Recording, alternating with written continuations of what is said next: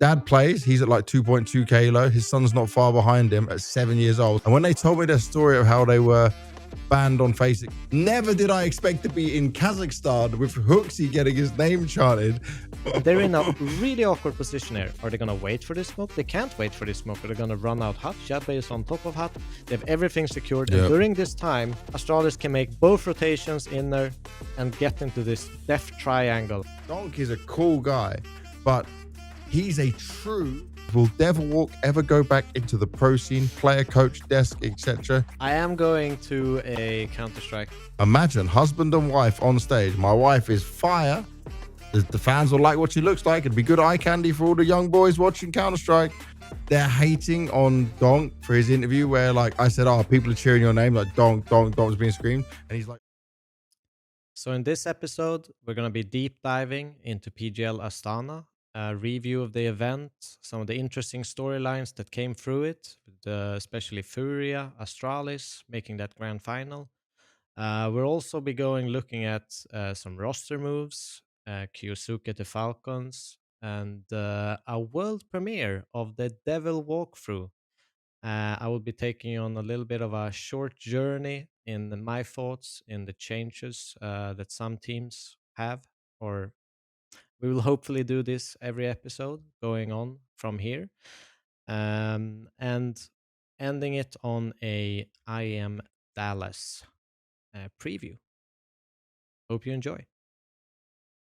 Episode 11 of the All About Counter-Strike podcast. It is, I don't even know what time it is for me in Kazakhstan. It is 00:59 on Monday, the 19th of May, which means Devilwalk. Actually, I don't know what time it is for you because normally I just go back 1 hour from Ukraine. Well, it's so 21:59. What time is it for you? But you're on the 18th still, right? We're in different time zones. Yes, that is correct. It's the 18th of May, 21:59 here in Umeå, Sweden. The sun is still out. And, oh, nice. Yeah. So it's summer is creeping on. Yeah, I mean, you know, up here we have 24/7 sun in the summer, so it gets hot in the apartment. Yeah. You got aircon? Not really, no. We're getting... Oh, no, yeah, bro. I'll tell you, when I moved in here, you know, we had this, like, you could order kind of food boxes, prepped food. You can make the dishes, with recipes, all that stuff. They always came with these, like, big ice packs. And I used to sleep and hug the ice packs when I moved in because it was so hot in the apartment. Oh, Sweden's not as cold as you think at the summer, especially when you got no darkness. That's for sure. Yeah. Oh, god damn. So, well, here in Astana, it's been like 30 degrees every day we're in the arena. Then today, it just bucketed it down with rain. It was perfect. I didn't sweat as much on the stage. Some days on the stage, I was so sweaty. And this thing, by the way, this was given to me as traditional Kazakh clothing. Just a new drip. Yeah, man. You know me. Always fresh dripping on the stage. Always doing they call it cultural appropriation? I don't know. You're culturally appropriating them. The fans love it, yeah. And I was given this actually. Do you know what, I tell this story? I don't know if you saw it at the very beginning of the day. It was like right as the stream started, so it was quite early. There was a kid called ShaLun. He's 7 years old, high elo Faceit player, and his dad, who's super supportive of him. They've got like 150,000 followers on Instagram. Oh, wow. And dad plays, he's at like 2.2k low. His son's not far behind him at 7 years old. Some of his clips, by the way, bro, he would smash me in a 1v1. I'm damn sure. And he'd probably be laughing while doing it. They're both from Kazakhstan. They came on a stage and they just like, because obviously being from Kazakhstan, this event, he's very popular. We just did like a little interview and stuff. And when they told me their story of how they were banned on Faceit because he's not 13, like, I couldn't say Faceit on, by the way, I fucking hate this. Like, I'm so against this, and I know people will disagree with me because, like, oh, it's rules and stuff. My thing is, if he's doing his school, and his parents are supporting him, this is just like any other sport. If it's football or rugby, basketball, cricket, I don't know, man. My parents put me in boxing when I was 4 years old, yeah? And you're punching people in the face. Okay, we got headgear and stuff on, but I mean, it was my dad got me to do it, you know. I enjoyed it. I love doing it. And it's like, I know Counter-Strike can be violent, but if he's hitting all the other things his parents want him to hit, don't hinder someone who could go on to have a pro career. Because look at the players we praise, Donk, Manasi, they started 5, 6 years old playing the game, you know? That's why they're so great. That's why we have these generational talents. And I'm so sad to hear that Faceit like would ban him, and now he has to just play normal matchmaking and will not get as quick in terms of learning and growing as a player. But I told this kid, I said, don't give up on the dream just because people are throwing dumb rules at you. Keep following your dad's advice and just keep grinding, because I hope he's going to be on a stage one day and doing an interview in English, because I had to have a translator. Poor little kid, obviously he doesn't speak any English at all. But I mean, like, I told him, just go for that dream, because that's what the future of Counter-Strike is, in these young players coming up. And I'm all here for that. Like, my son is 8 years old. I'll play Counter-Strike with him. Yeah. Yeah. Like, there's nothing wrong with that. Sadly, he just plays Minecraft and Roblox, but you know. He'll get there. He'll get there. But one thing, you know, I think people are gonna reference to this. You know, it's like this PG-13 and these kind of like age things. But that's always been just a recommendation. It's never been like a law. It's like, it's not illegal to put your kid into watch an 18-year-old movie. Exactly. It's a recommended age. That's it. Just dude, and so people know. And the thing is, right, his dad's there the whole time, you know? And like, he can't stream, he can't face it now. It's like, if I had the money and the power, I would just make a league for under 11-year-olds like we have in football, you know? Yeah. You get people like Spirit and Navi who are talent scouting these young players. Navi Youth had like 13, 12-year-old kids, you know? They're going to be promising players of the future. And in CIS, obviously, it's a bit more common. And I always come back to the fact that, like, obviously the opportunity within CIS region of what you could earn is far greater than like probably what a normal life would be within the CIS region, comparing it to Europe. But it's like, they're so cool, by the way. And they, to go back to the story, how I started on this, the dad came and gifted me this and the hat. And he was like, it would be my honor if you had this. And I said, bro, I'm wearing that on stage. Like, how cool is that he hooked me up with traditional Kazakh clothing, and then like just, yeah, like, but by the way, it's fire. It's made of like nice quality material. It's all like smooth and shit. I felt comfortable as hell. But I'll tell you this, like normally, for real. And do you know what the crazy thing is? Obviously in Kazakhstan, normally it's real cold. I can feel why, because this is warm. This is like, this keeps you warm. I might be sweating through this episode, but I'm not taking this off. I'm going to be here, and I'm going to be Kazakh Banks. A reference of a thing you said there about like under 11s league. I mean, I think people will kind of watch or hear this and they'll be like, but why, you know? But at this end of the day, I think there's real possibility to actually educate people on like healthy gaming and like ergonomics, all of these things, like how do you rest, in school, focus.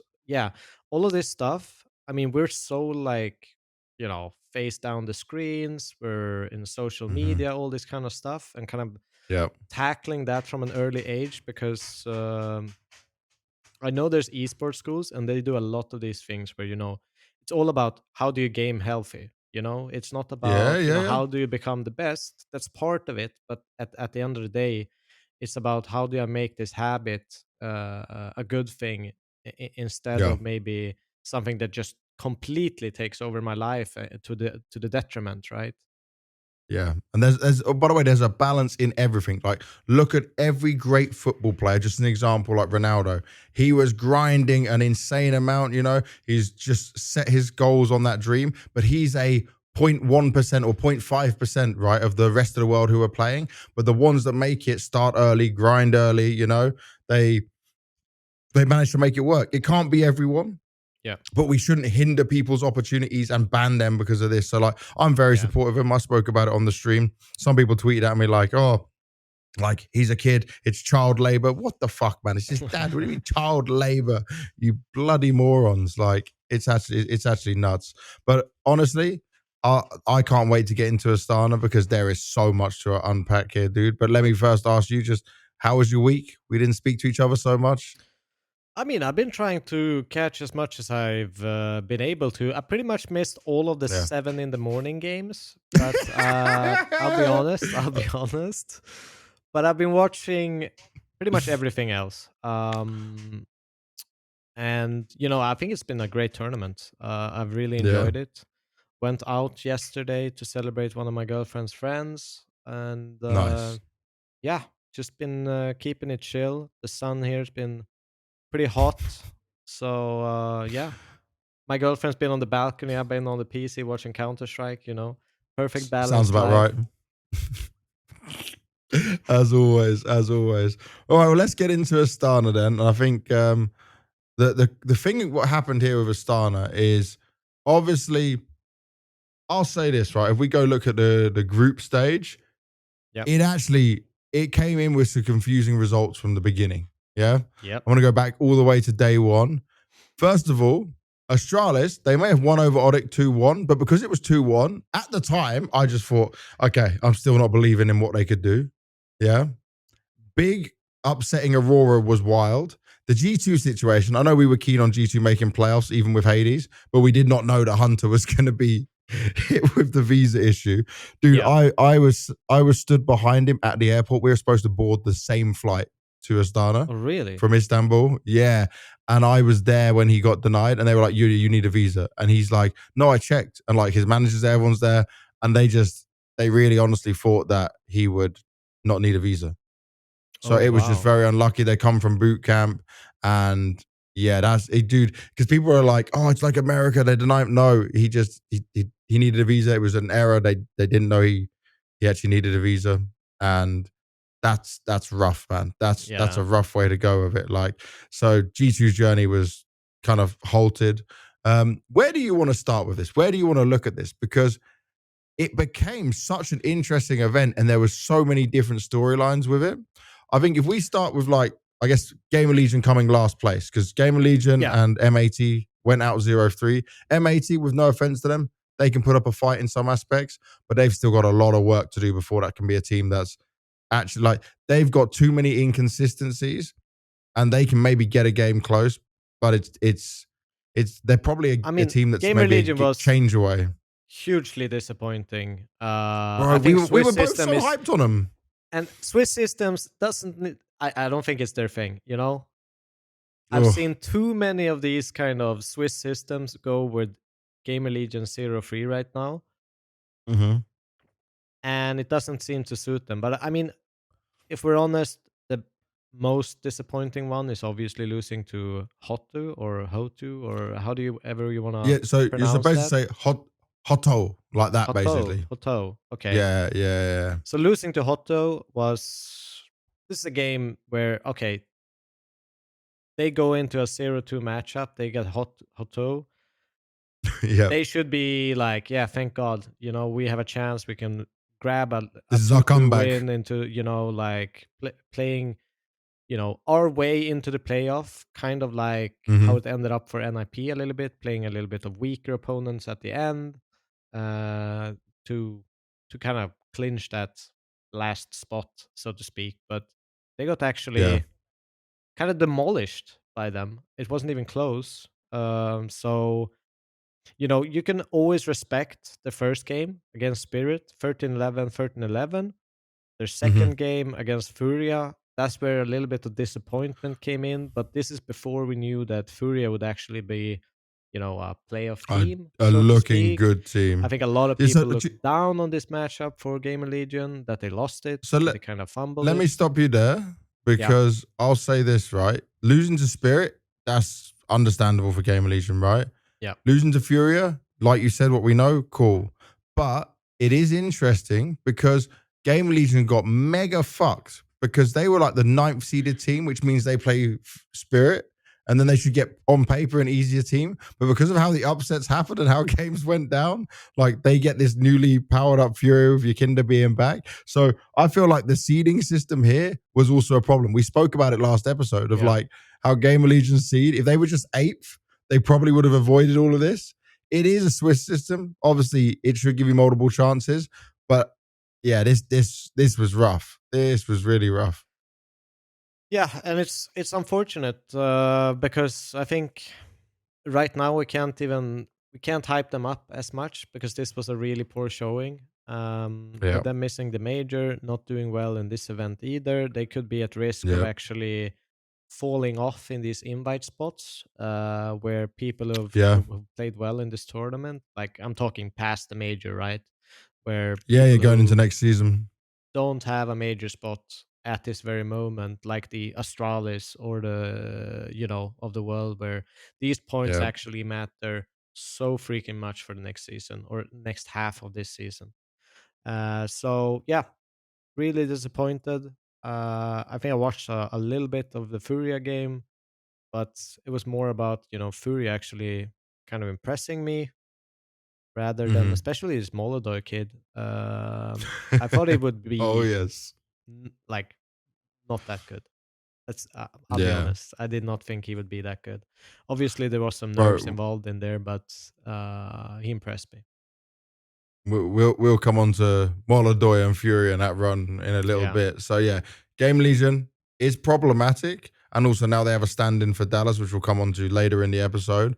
But it's like the things that are now racking up as problems for Game Legion and failures for Game Legion is going to hurt them so bad next season, and that's the implications of what's happening here.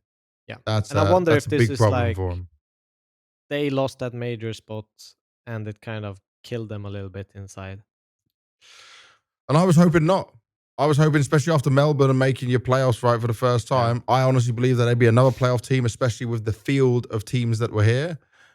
But they are playing a lot of events. I'm not going to give that as an excuse for it, but there's obviously a lot going on with not having visas, players having problems. It's kind of rough out there. Um, you know where like you put big right now? I think it's the next team I want to touch on. There's Where not I too put much them. time we need to spend on big because like they came 12th to 14th. I thought they would be in like the 9th to 11th, 12th to 14th. So it's kind of okay where I put them. But I still expected more from some of their games by now. This is a team that's been together for enough time. They've got some pieces that I think are individually good and skilled, and yet they're still missing the mark sometimes. And Tabson always fills me with mad confidence when I talk to him in interviews. But Yeah, I don't know this what ain't it it is. still. Do they need to go international again? I don't know. I've been trying to actually think about this when watching it. It just feels like, they have a lot of talent and they have a lot of Yeah. talent kind of meshed together. And I don't know if it is that they don't have that kind of second voice, second leader that kind of stabilizes things, like maybe a let's take Falcons for example, like a Magisk. I personally think he would be someone that could help organize. He's stable on the anchor role. Or Maybe it's Nico on not his up to CT par, side and maybe calling. he's not the best player on the server, but he's definitely, he has a lot of experience to kind of tone down the stresses of things and Yeah. stabilize the game. While I'm not sure they have that voice because with the talent they have, I feel like they should be able to clinch a better result, especially with how long they've been practicing. And I don't even know if maybe it's not even that. Maybe it's like a stylistic thing where they are stuck Mm. in their ways in this kind of old CSGO pattern of playing things where, you know, they're just stuck in this loop of a gob B kind of style, even though they've never, they Well, don't have him actually, it's anymore. interesting. You say that, right? I spoke to Tabson in an interview on the first day of media, and I said, like, are you still that big that was like hardcore trying to find things and be like super prep heavy, find all these new nades and stuff? And he said, not really. Like, Tabson doesn't think that's how they are anymore. Okay. It's gone away from that. But they have keep changing coach. Like, coach changes, one or two players change, and even now they should have stabilized. They still got a coach change that came in, right? Kakafu went, and now they got Zen. And it's like, that how much time does that really buy you now to get things working again? I For I me, mean, not they're much. They they're didn't make the falling off the major. radar even. Like I don't think even Yeah. people are considering them when they go into an event like this, which No. is the sad part. I look at this and I'm like, I look at Big as a name and I'm just like, eh. Hmm. It's Yeah. they don't Yeah. excite me. They don't. And this is coming from like a Big that had Crimbo rumored to big teams, Oh yeah, he had an staying on. opportunity. Yeah, and like Tabson obviously always being like one of the probably Ride the or biggest die. IGL name from that region. So I don't know where to put them. I don't really see that much hope either, if I'm honest. Yeah. Maybe if I mean, they need to get something clicking because they're going to be Mhm. hovering in this, I don't know where they are, 20 top 30 mark. And I don't see them growing right now. Even though I'd say it's impressive they won against Aurora in the first game.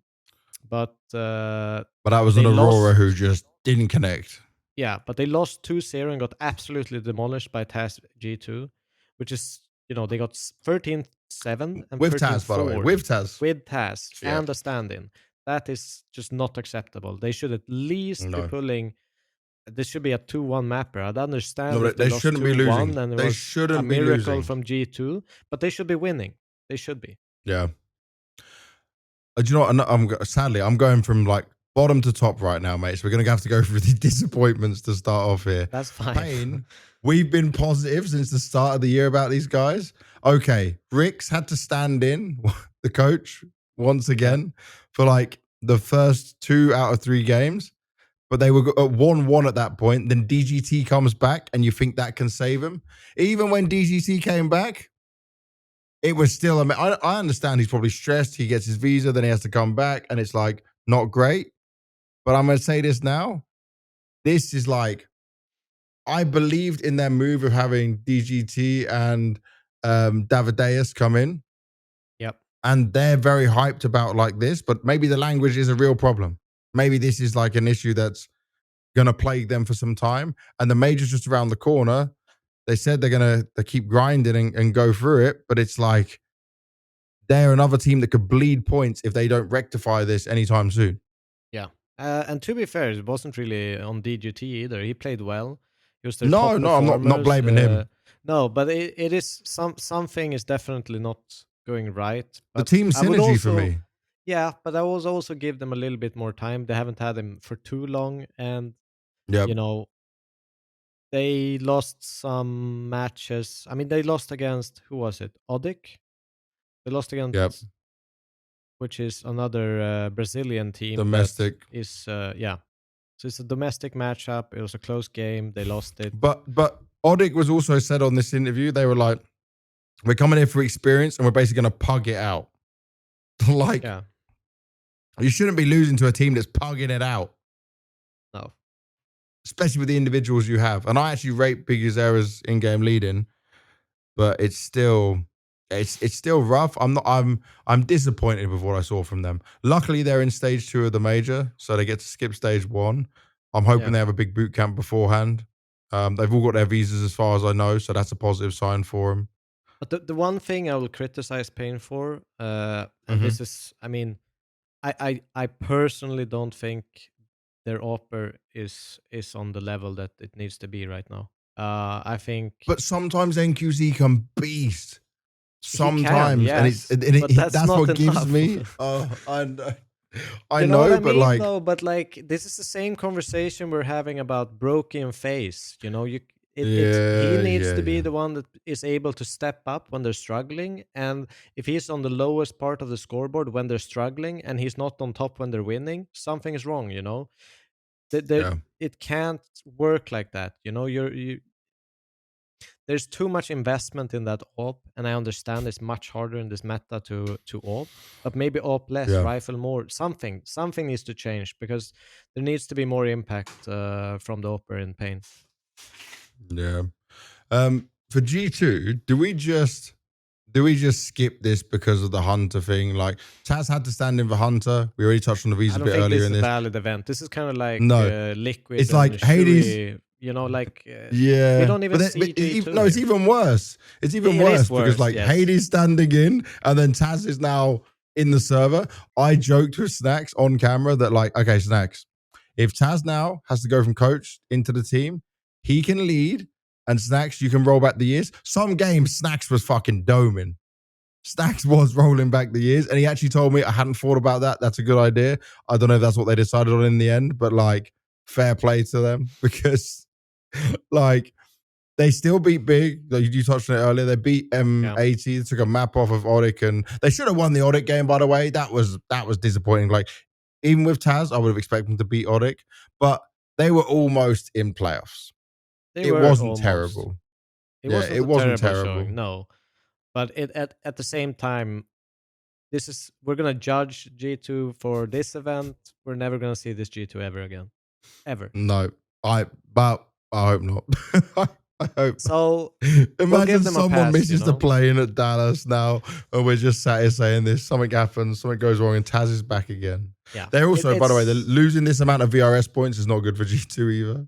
I was thinking about that, but like it's almost better to just drop out because it's just the VRS implications. Like some points you might as well just say, yeah, I'm going to GG. But no, wait a second. If they forfeit games, they're also losing points. Yes.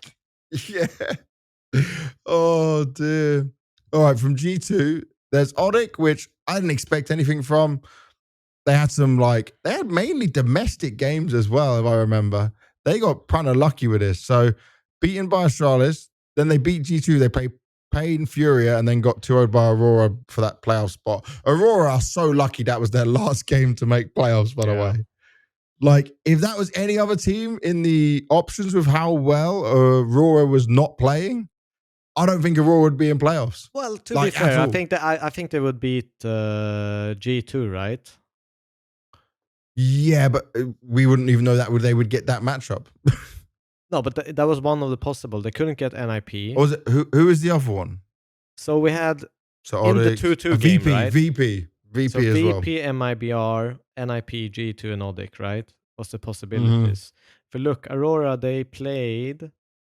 where is Aurora here on the first? Okay, they played Big, they played Hotu, and they played NIP. That's correct. And they played Navi, which qualified. So they could have gotten VP, ODDIK, G2, or MIBR, right? It's only NIP. It's kind of crazy. They couldn't get.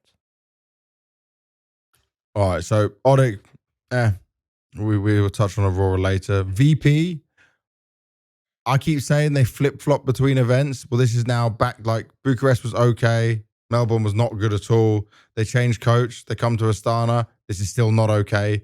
You lose to NIP. You called that, actually. Shout out to you. You predicted the NIP winning VP. I actually said, no, this event VP will step up. VP did not step up. Wrinkle is so good. And I'm sorry, NIP as an organization, but I wish Wrinkle didn't resign for you so Navi could take him. But also Shush, man. He was massive this event. Oi, he got a new haircut. He came in fresh. I hadn't seen him in ages. We gave him a big hug when he came in. And I'm like, bro, it's been so long. And he's like, yeah, it's been a grind. You can see how happy he was to be back. And I'm sure that was a factor in his dominance because this guy went, you know what? I missed this shit. He goes, this is tier 1 events again. I'm not playing online. I'm going to come in and I'm going to show up. Fresh haircut, looking good, and smooth on the server as well. We'll come on to, we're skipping. We'll come on to NIP in a little bit. All right. But back to the VP disappointment. Yeah. The Swiss system is a little bit messy to go through, though. Yeah, it is hard. It is hard. But our viewers understand this. They're used to us rambling on through all these Swiss system tournaments right now. Still, by the way, PGL with the best format of any event. Even better than the major format. Major format should just copy what PGL are doing. But VP, they beat M80 2-1. They beat Big 2-0. They lost to Astralis. And then it's the losing to MIBR for the playoff spot that was unforgivable because they had that game.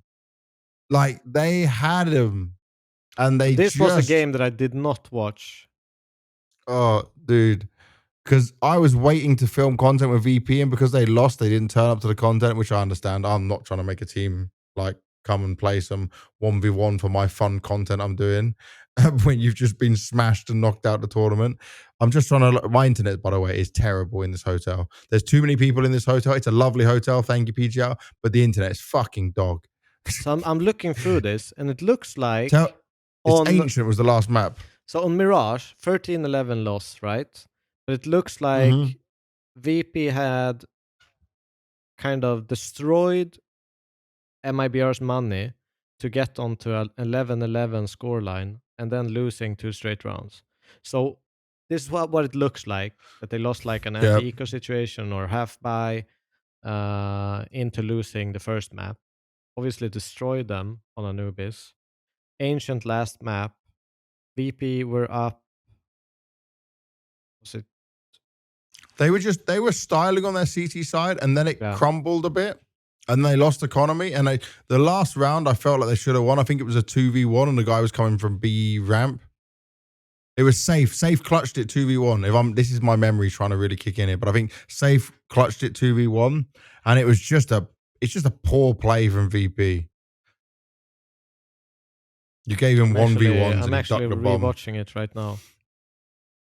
That's fine, as I wait for all my internet to load forever. So MIBR, they have a 3v3 on the B side, 1 cave, 1 B ramp, 3v2 now for VP. They have 2 long. There's 1 T on the side. Safe is on in the... Okay.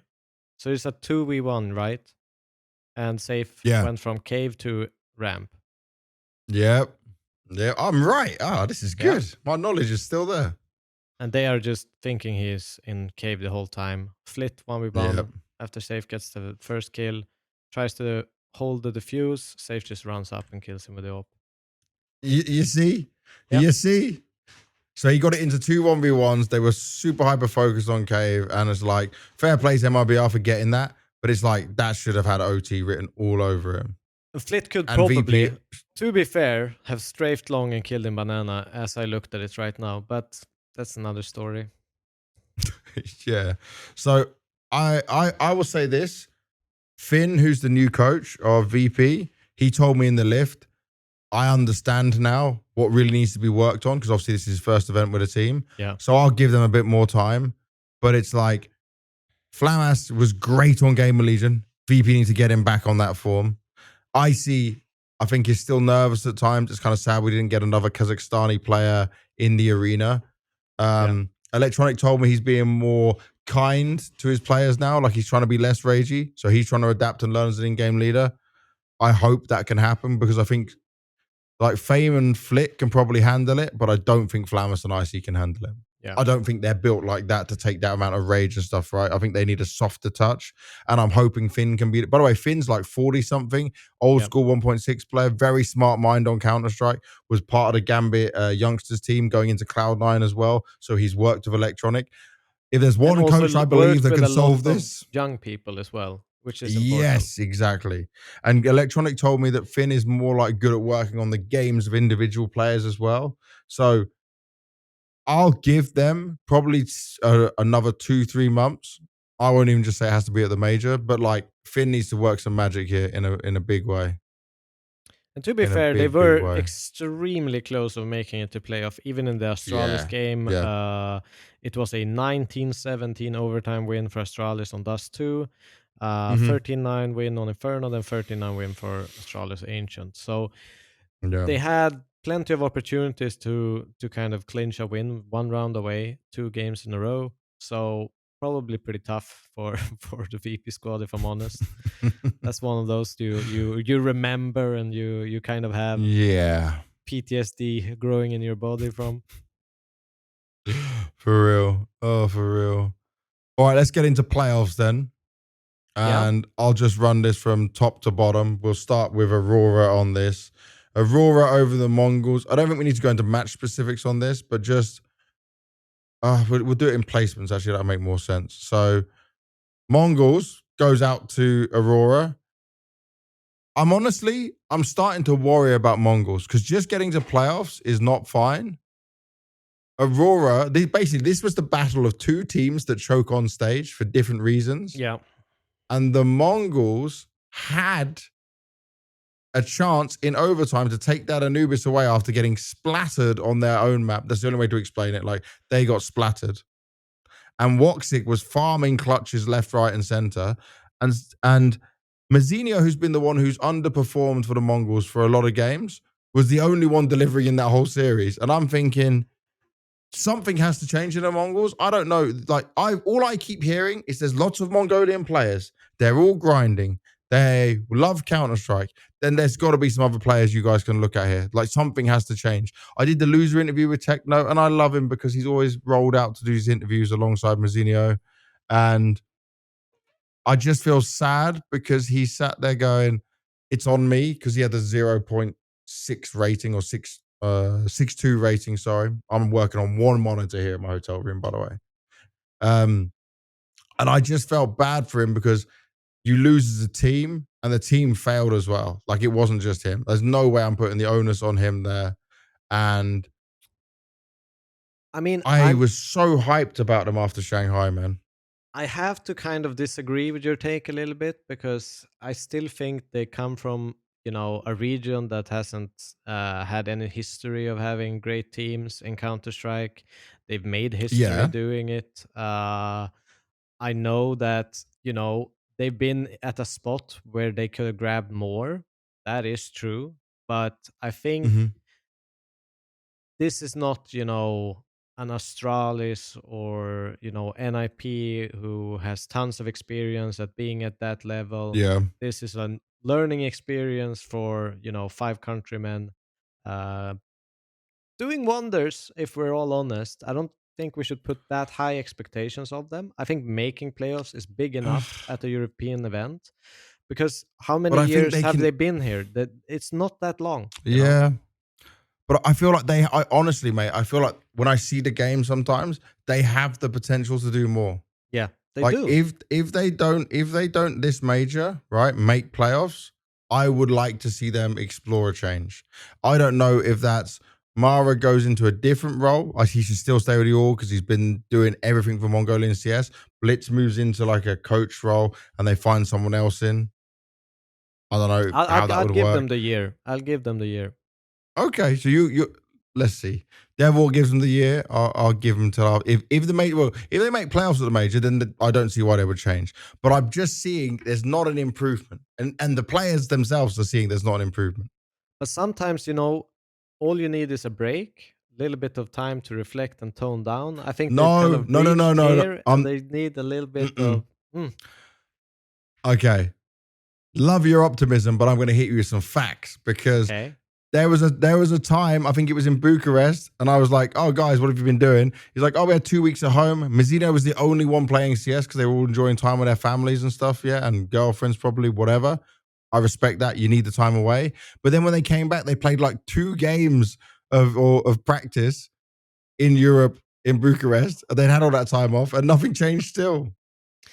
Yeah. So I'm like, I get you, but I still think, there's probably things they've learned that they want to change, but you can't make these like massive drastic changes without, it not being run into, they're in a packed schedule. They're just going event to event to event. They can probably do small fixes, by the way, they said yes to everything. They're at every event. Mongols are playing every event. Even Aurora took a break, and Mongols are still saying yes to everything. They're in Dallas right now as well. Yeah, they're going like nuts. So to be able to they've did a show match in their home country. To be able to change things at this point, I think it's impossible for them. That's why I'm saying they need a break to tone things down and take the lessons they've learned from these playoff games. And I don't think they will necessarily improve at all during the season with how many events they're playing. But once there's a little bit of timeout, I think they can hopefully save some of these lessons that they've experienced and try to figure them out, because I don't think it will happen right now. Okay, I'll say this then.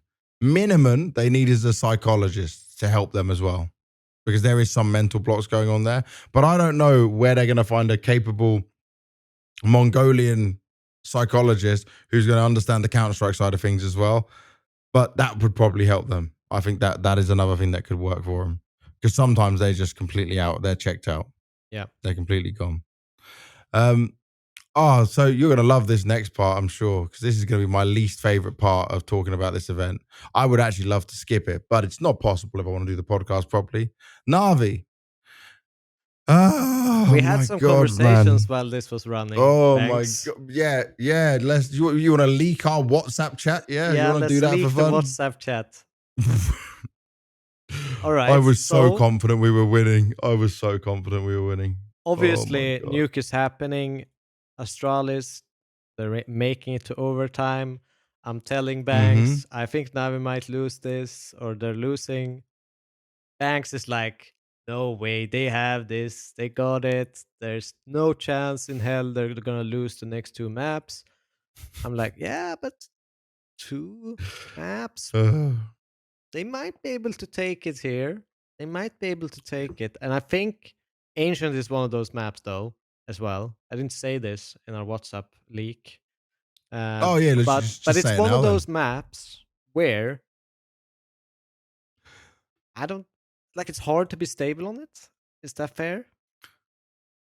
Yeah, I would never like Ancient to be a first pick. This is your go-to map in a series for sure. That was old Astralis' way.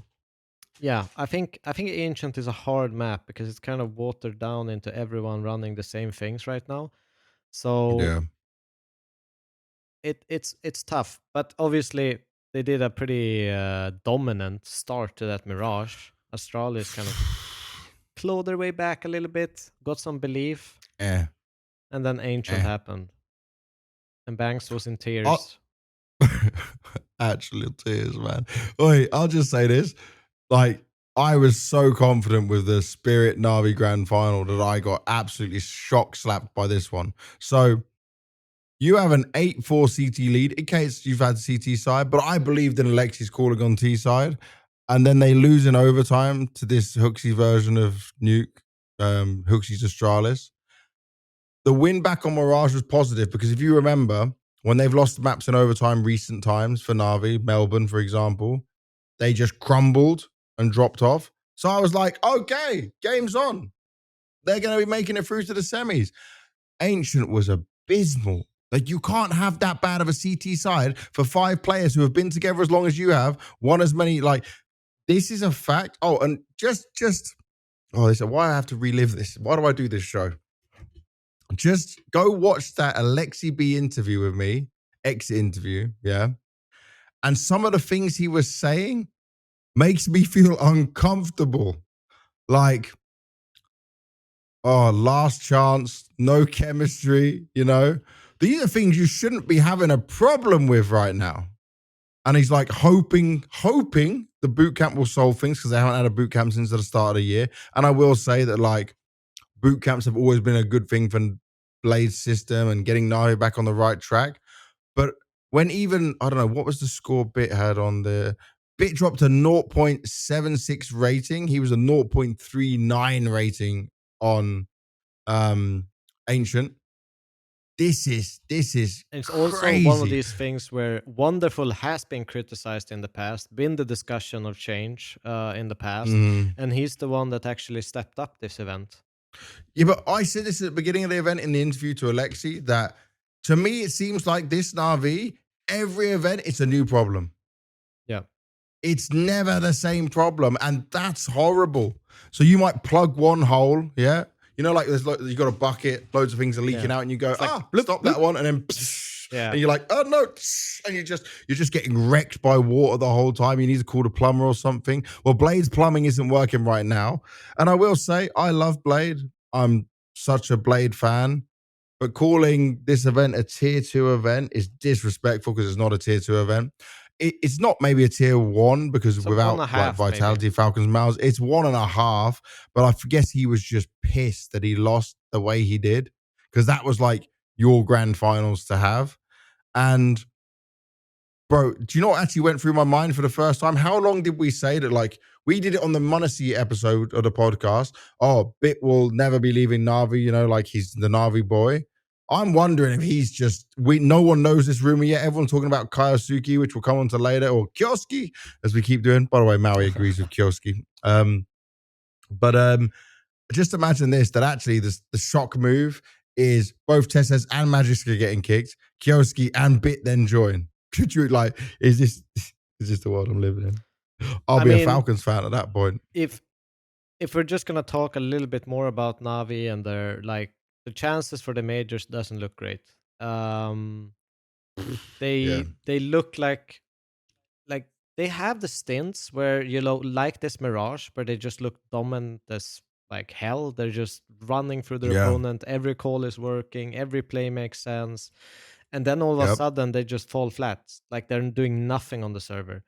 Uh, I was never worried that they would lose Mirage, but at the same time, you know, they had a 10-2 lead. Did they win Mm-hmm. Pistol as well on CT?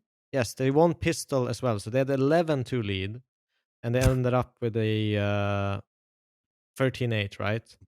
So they Yeah. gave that space. They had everything going for them, and they kind of in this series probably gave Astralis a little bit of belief, you know, with this Oh, map going definitely. into the third one. So if they could have shut that down and just smacked them in the face and gone into Ancient with a little bit more momentum, I think things could have probably turned out differently. But it feels like they kind of just lose their air, like this wasn't good enough, and then all of a sudden everything falls down. And I'll say this, right, is that there was a comment mentioned, and I think this was from the interview, about like needing to come. I don't want to misquote Alexi, but it was in my mind something about like coming back down to reality, like being humbled. Well, they Yeah. have been humbled now at multiple events. Making playoffs at this event is just not good enough. We spoke about the level of teams here. You should be in the finals alongside Spirit. Like that is where we're putting Navi always. And I'll give all the respect to Astralis, but this is just not good enough for a Navi that was the best team in the world last year. And the fall off has been so huge that people just need to get their, I don't know, I'm going to say it, but egos in check. Yeah, Like, but it is that, and it's play interesting together. the way you mentioned that, because I've been through the same situation with like even back in the day when we won the major. Like one of our Yeah. biggest issues that we actually ended up facing after was that we thought we were so much better than what we were. So after a break, we come back, we think we're the best team in the world, that no one else has improved or jumped ahead. We go into games, Yeah. we expect to win them. We don't fight to win them. We're not happy when we win round. It's expected. We're just flat in our faces when we win rounds, and we're tilt as fuck Mm-hmm. when we lose them. And you're just spreading that And like, everyone's hating on each other. yeah, but you end up with this like every situation that goes wrong, you're annoyed at someone, you're putting that Yeah. energy out there, you're killing the team, or I say team speak, but the voice comes in some sense, because Yeah. if you're like just receiving this, like, I mean, everyone knows you can feel energy in some senses. Sometimes words don't Bro, even need I'm to on be a stage. I feel spoken, that you know? energy all the time. Yeah. Yeah. So it's like if you're getting that all the time when you're playing, you feel like someone's always watching you, like every step you're making on the server is being watched and judged. There's no trust because of that bad energy, right? Someone's tilt every fucking round. You just like you know, like calm down, you know? And they need to like, Yeah. as you say, they need to get back on the ground and realize this is how good we are. We're in the bracket Yeah. of not competing for titles right now. How do we get into that bracket again? What did we do right when we went to that major? Exceeded expectations with this lineup. What did we do? So like tone it back, get into that mode of like we have to fight our way up there. Because right now it feels they almost look like they're always, you know, either disappointing each other or themselves all the time. Yeah. And the frustration's starting to show as well, Yeah. which is a real problem, which was not a great look. But I honestly think no matter what happens with this Navi, there'll at least be one, maybe two changes off the back of the major. I have no information on that. That's not a rumor or something. That's just my personal feeling It that looks this like two changes current is Navi needed. is done. Yeah, yeah. Like, and Blade is so smart that if we're thinking this, he's already looking at it, and he just has to wait until that major ends and they can rejig things and see what happens and breathe some new life into it. Like if it's personally for me, yeah, it's so hard to know what to cut. Like you're keeping Alexi for sure. I can't see him being a problem. But anyone else is up for debate depending on what Blade wants and what other pieces he could bring in, you know? It's like who you take out and what upgrade you could get. Where's the margins here for improvement? Obviously, the And market is that'll gonna only be known dictate that after. a lot, you know. Yes. And But where the people key just say thing, like, oh, yeah, the key thing is they do have Blade, and a lot of players want to experience what it is like to play on the Blade system. That's just a fact. Manasi. Yeah. But you can't as buy an them now. example, Fuck. one of the best players in the world does Mm-hmm. one day want to be in this system. So there is hype from that perspective.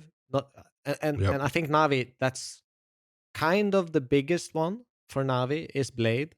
That you want to Yeah. learn from Blade, you want to understand Counter-Strike like Puppet Blade. Master. Yeah, and it's a big drawing power. It's not like, Yeah. some other big orgs in the past who's been put into this position, like the NIPs and Astralis, where all of a sudden there's no drawing power from other people other than the brand Mm-hmm. itself. Now you have someone that, people feel like I can learn Counter-Strike from him and become a better player. And that's Yeah. a tool they need to use before it's too late. 100%. Next one we can look at is MIBR. Obviously, they do lose to FURIA. They lost to FURIA in the group stage as well. Yep. The crazy thing is, right, this MIBR, 4 out of 5 players, only Safe has actual stage experience. This was the first big arena event for the rest of the team. X has been on the MIBR for 4 years and never hit a big arena. That's kind of crazy. There has been so much up and down disappointment for this MIBR. They've just kind of been coasting through it. They've got a hugely, insanely good talent like Insani, but it's never all come together at the right time. I expected this result, even with Molodoy having his first arena event. It's like everyone else on FURIA has experience, and then the crowd is fully on their side. I respect MIBR's attempt and fight, but you were never winning this game. And the fact you made playoffs was like that, like we spoke about earlier with the VP thing. That was just a good thing. I don't think there's too much else to touch on there. Like, fair play, you got that far, Yeah, I agree with that. Ninjas though, Jesus. Oh, I honestly, I respect it and I highly praise it because they didn't have easy games. No. Yeah. They did not have easy games. They did not have easy games. They did not bow down from any fight. They started against VP. They pulled off the upset, right? That you called. You got that perfectly right. And then Spirit, obviously, they did damage to him, right? It wasn't a map, but you had him in overtime. You probably should have won train. That was in group stage. You get smashed on Dust 2, Donk is like a monster. CT side just running up mid, just walking over everyone. That's what he does best. You then lose to Aurora. And honestly, at that point, I thought they're kind of screwed. I thought they got a game. Yeah, they won against VP. That's a great amount of BRS points for a team that desperately need it. They get Hotto after that. 2-0. Not too bad. You get a G2 with Taz. Okay. The points they got from the G2 win is probably very good. And then you face... Yeah. Tell me how many points they got, because their jump up must have been astronomical. They were like 40 ranked, 40 or something like that before. Can you see it on HLTV page? It's difficult. Everything's I'm difficult. not seeing it right now, but either way, it's a huge amount of points. They probably got something around like 40 points, like probably doubled their points by that game. And that's so important for a team. And do you remember that I said this on the intro for them? This is the most impressive run of any team at the event because they didn't go through a closed qualifier. They came through an open qualifier. Then they won the open qualifier into winning the closed qualifier to get a spot here and finally play another tier 1 event. That Philadelphia win they had probably helped them as well, getting some experience on LAN again. And you get Spirit in the first game. Spirit going to win the tournament. But once again, like, even if it was on stage, they made it competitive on that Dust 2. I actually thought they were going to win that Dust 2. Yep. Because, like, Spirit showed that they could improve on the train game. And they didn't let it go to overtime. They held their own. If we're fair, it looked like everything was going NIP's way. Because they had 10-3. They won pistol. If they would have converted that pistol, not lost the anti-eco, it would have been game on. But to be honest, like Spirit, what do they do in this CT side? They just went like, essentially, fuck this, and just started running in their faces. Donk pushing straight up mid, just getting 3Ks after 3Ks, and NIP had no answer. They could not get anything, done to stop Donk at that point. I think he even picked up the AWP a couple of times. He was just like, let's just play skill. Let's just play skill. Mm-hmm. And they just went straight to their faces. And yeah, that's when you could see the kind of skill difference or team difference that was in this game. They kind of Yeah. let them play too strategical, and then all of a sudden Donk got pissed and just went for it. He's just like, you know what? I'm not going down like this. Yeah. It's not happening. But I will say respect to NIP. I want to see him at more events now. That's actually become an exciting team to look at. I'll even look at some of their games outside of these events to see what they can do. But they've gained themselves some valuable points coming into the next season, which will help them get invites. And that's like, for me, I said if they could win 2 games, it's happy days. Making playoffs is jobs done. Thanks for the points. Finally, we get to see some nip in action again. All hope is not lost. All hope is certainly not lost. But they were an even exciting. bigger surprise, even bigger excitement, even bigger surprise was FURIA. Yep. 4th place for a Brazilian team, first time speaking English. And they bring a rookie Orpa in. By the way, just to let you know, Molodor's name is Young, translation, right? So he is the young Kazakh Orpa. He is Molodor, the Kazakh Orpa. And this is just my feel-good story of the event, bro, because they beat Gamer Legion, MIBR, ODDIK, MIBR again. People can look at that and say, okay, they played 3 Brazilian teams, MIBR twice. This run's not legitimate. I'll give you that. They took a map off Mongols. They beat Gamer Legion. But then when we get to playoffs, there was honestly, I started rooting for them to take down Spirit. I was on this hype train of like, you win train, you can do it now on Nuke. Like anything is possible, FURIA. Fallen, rifle suddenly, God mode.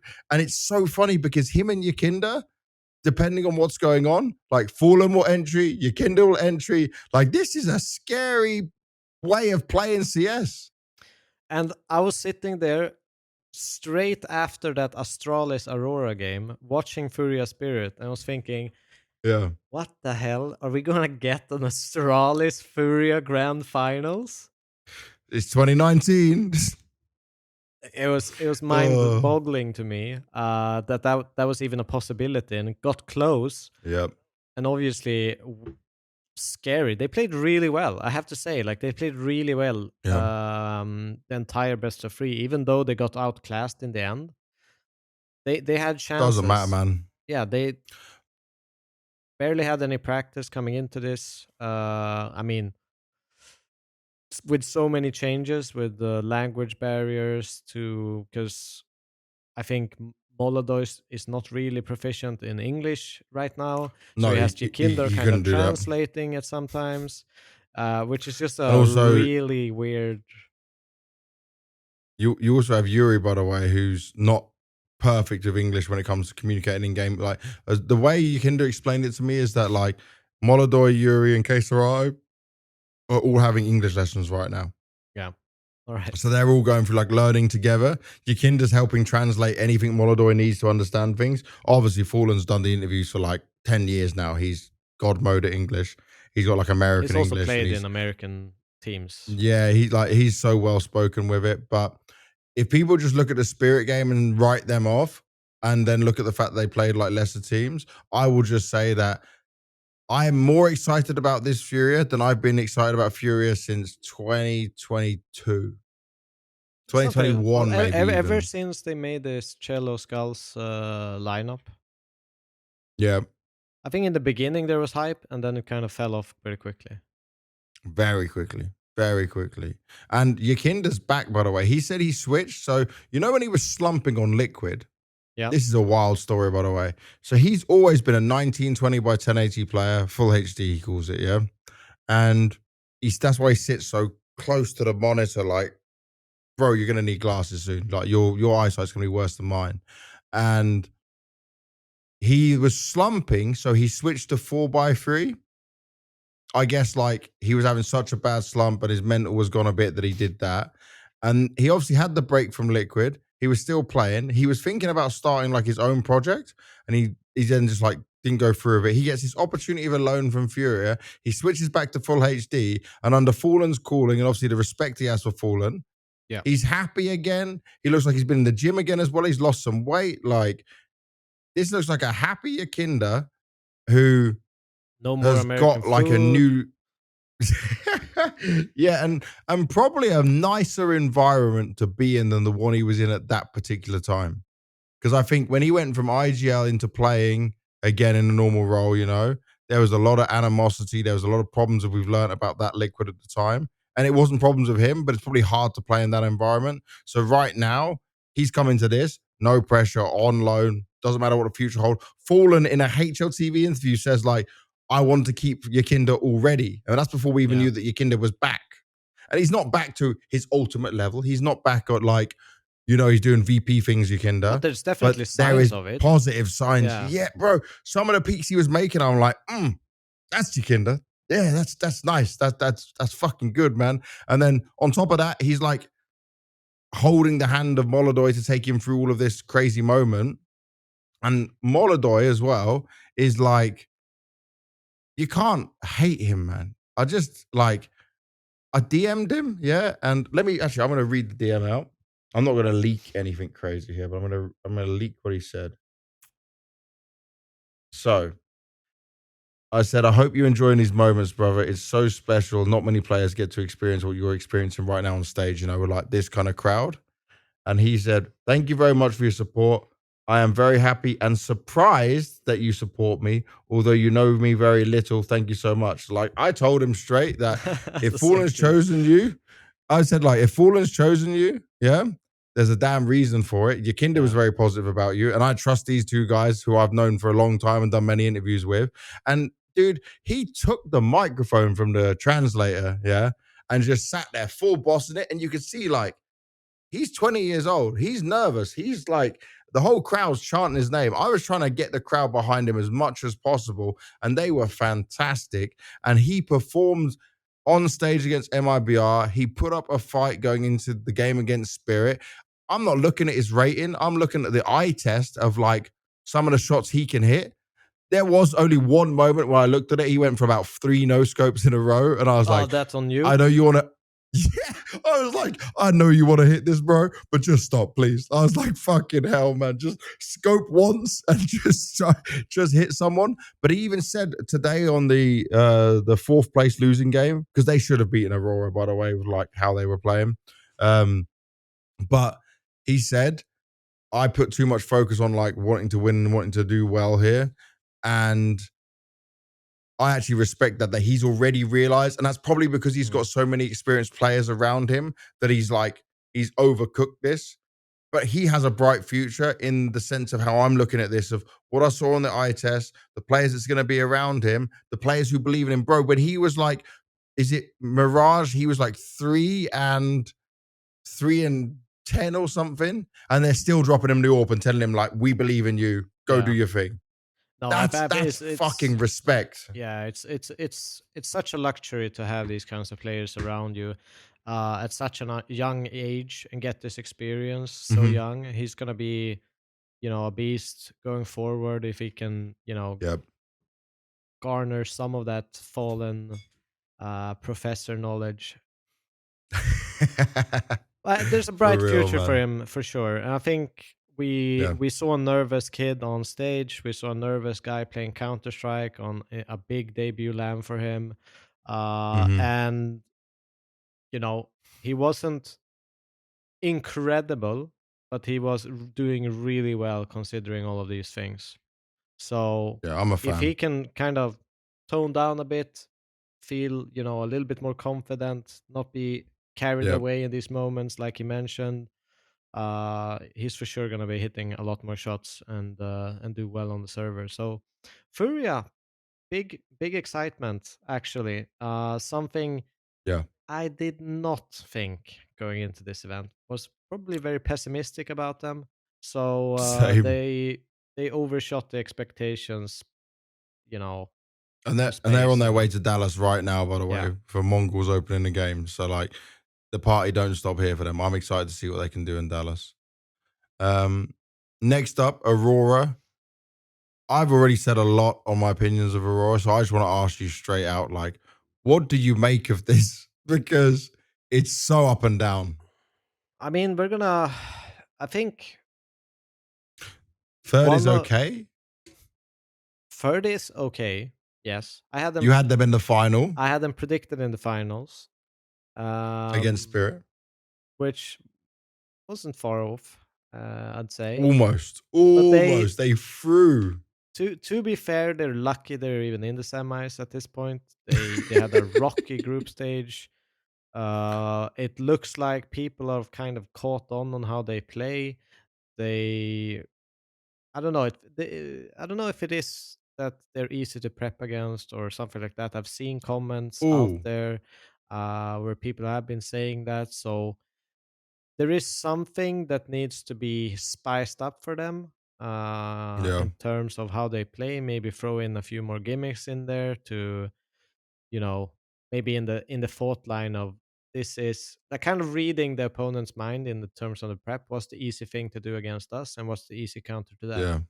And just kind of, mixing things up so they don't, stand on a really really solid prep basis and can just beat you, so that you kind of Mm-hmm. prepping against their prep in some way in some extreme mind game play, which is possible, Yeah. definitely possible.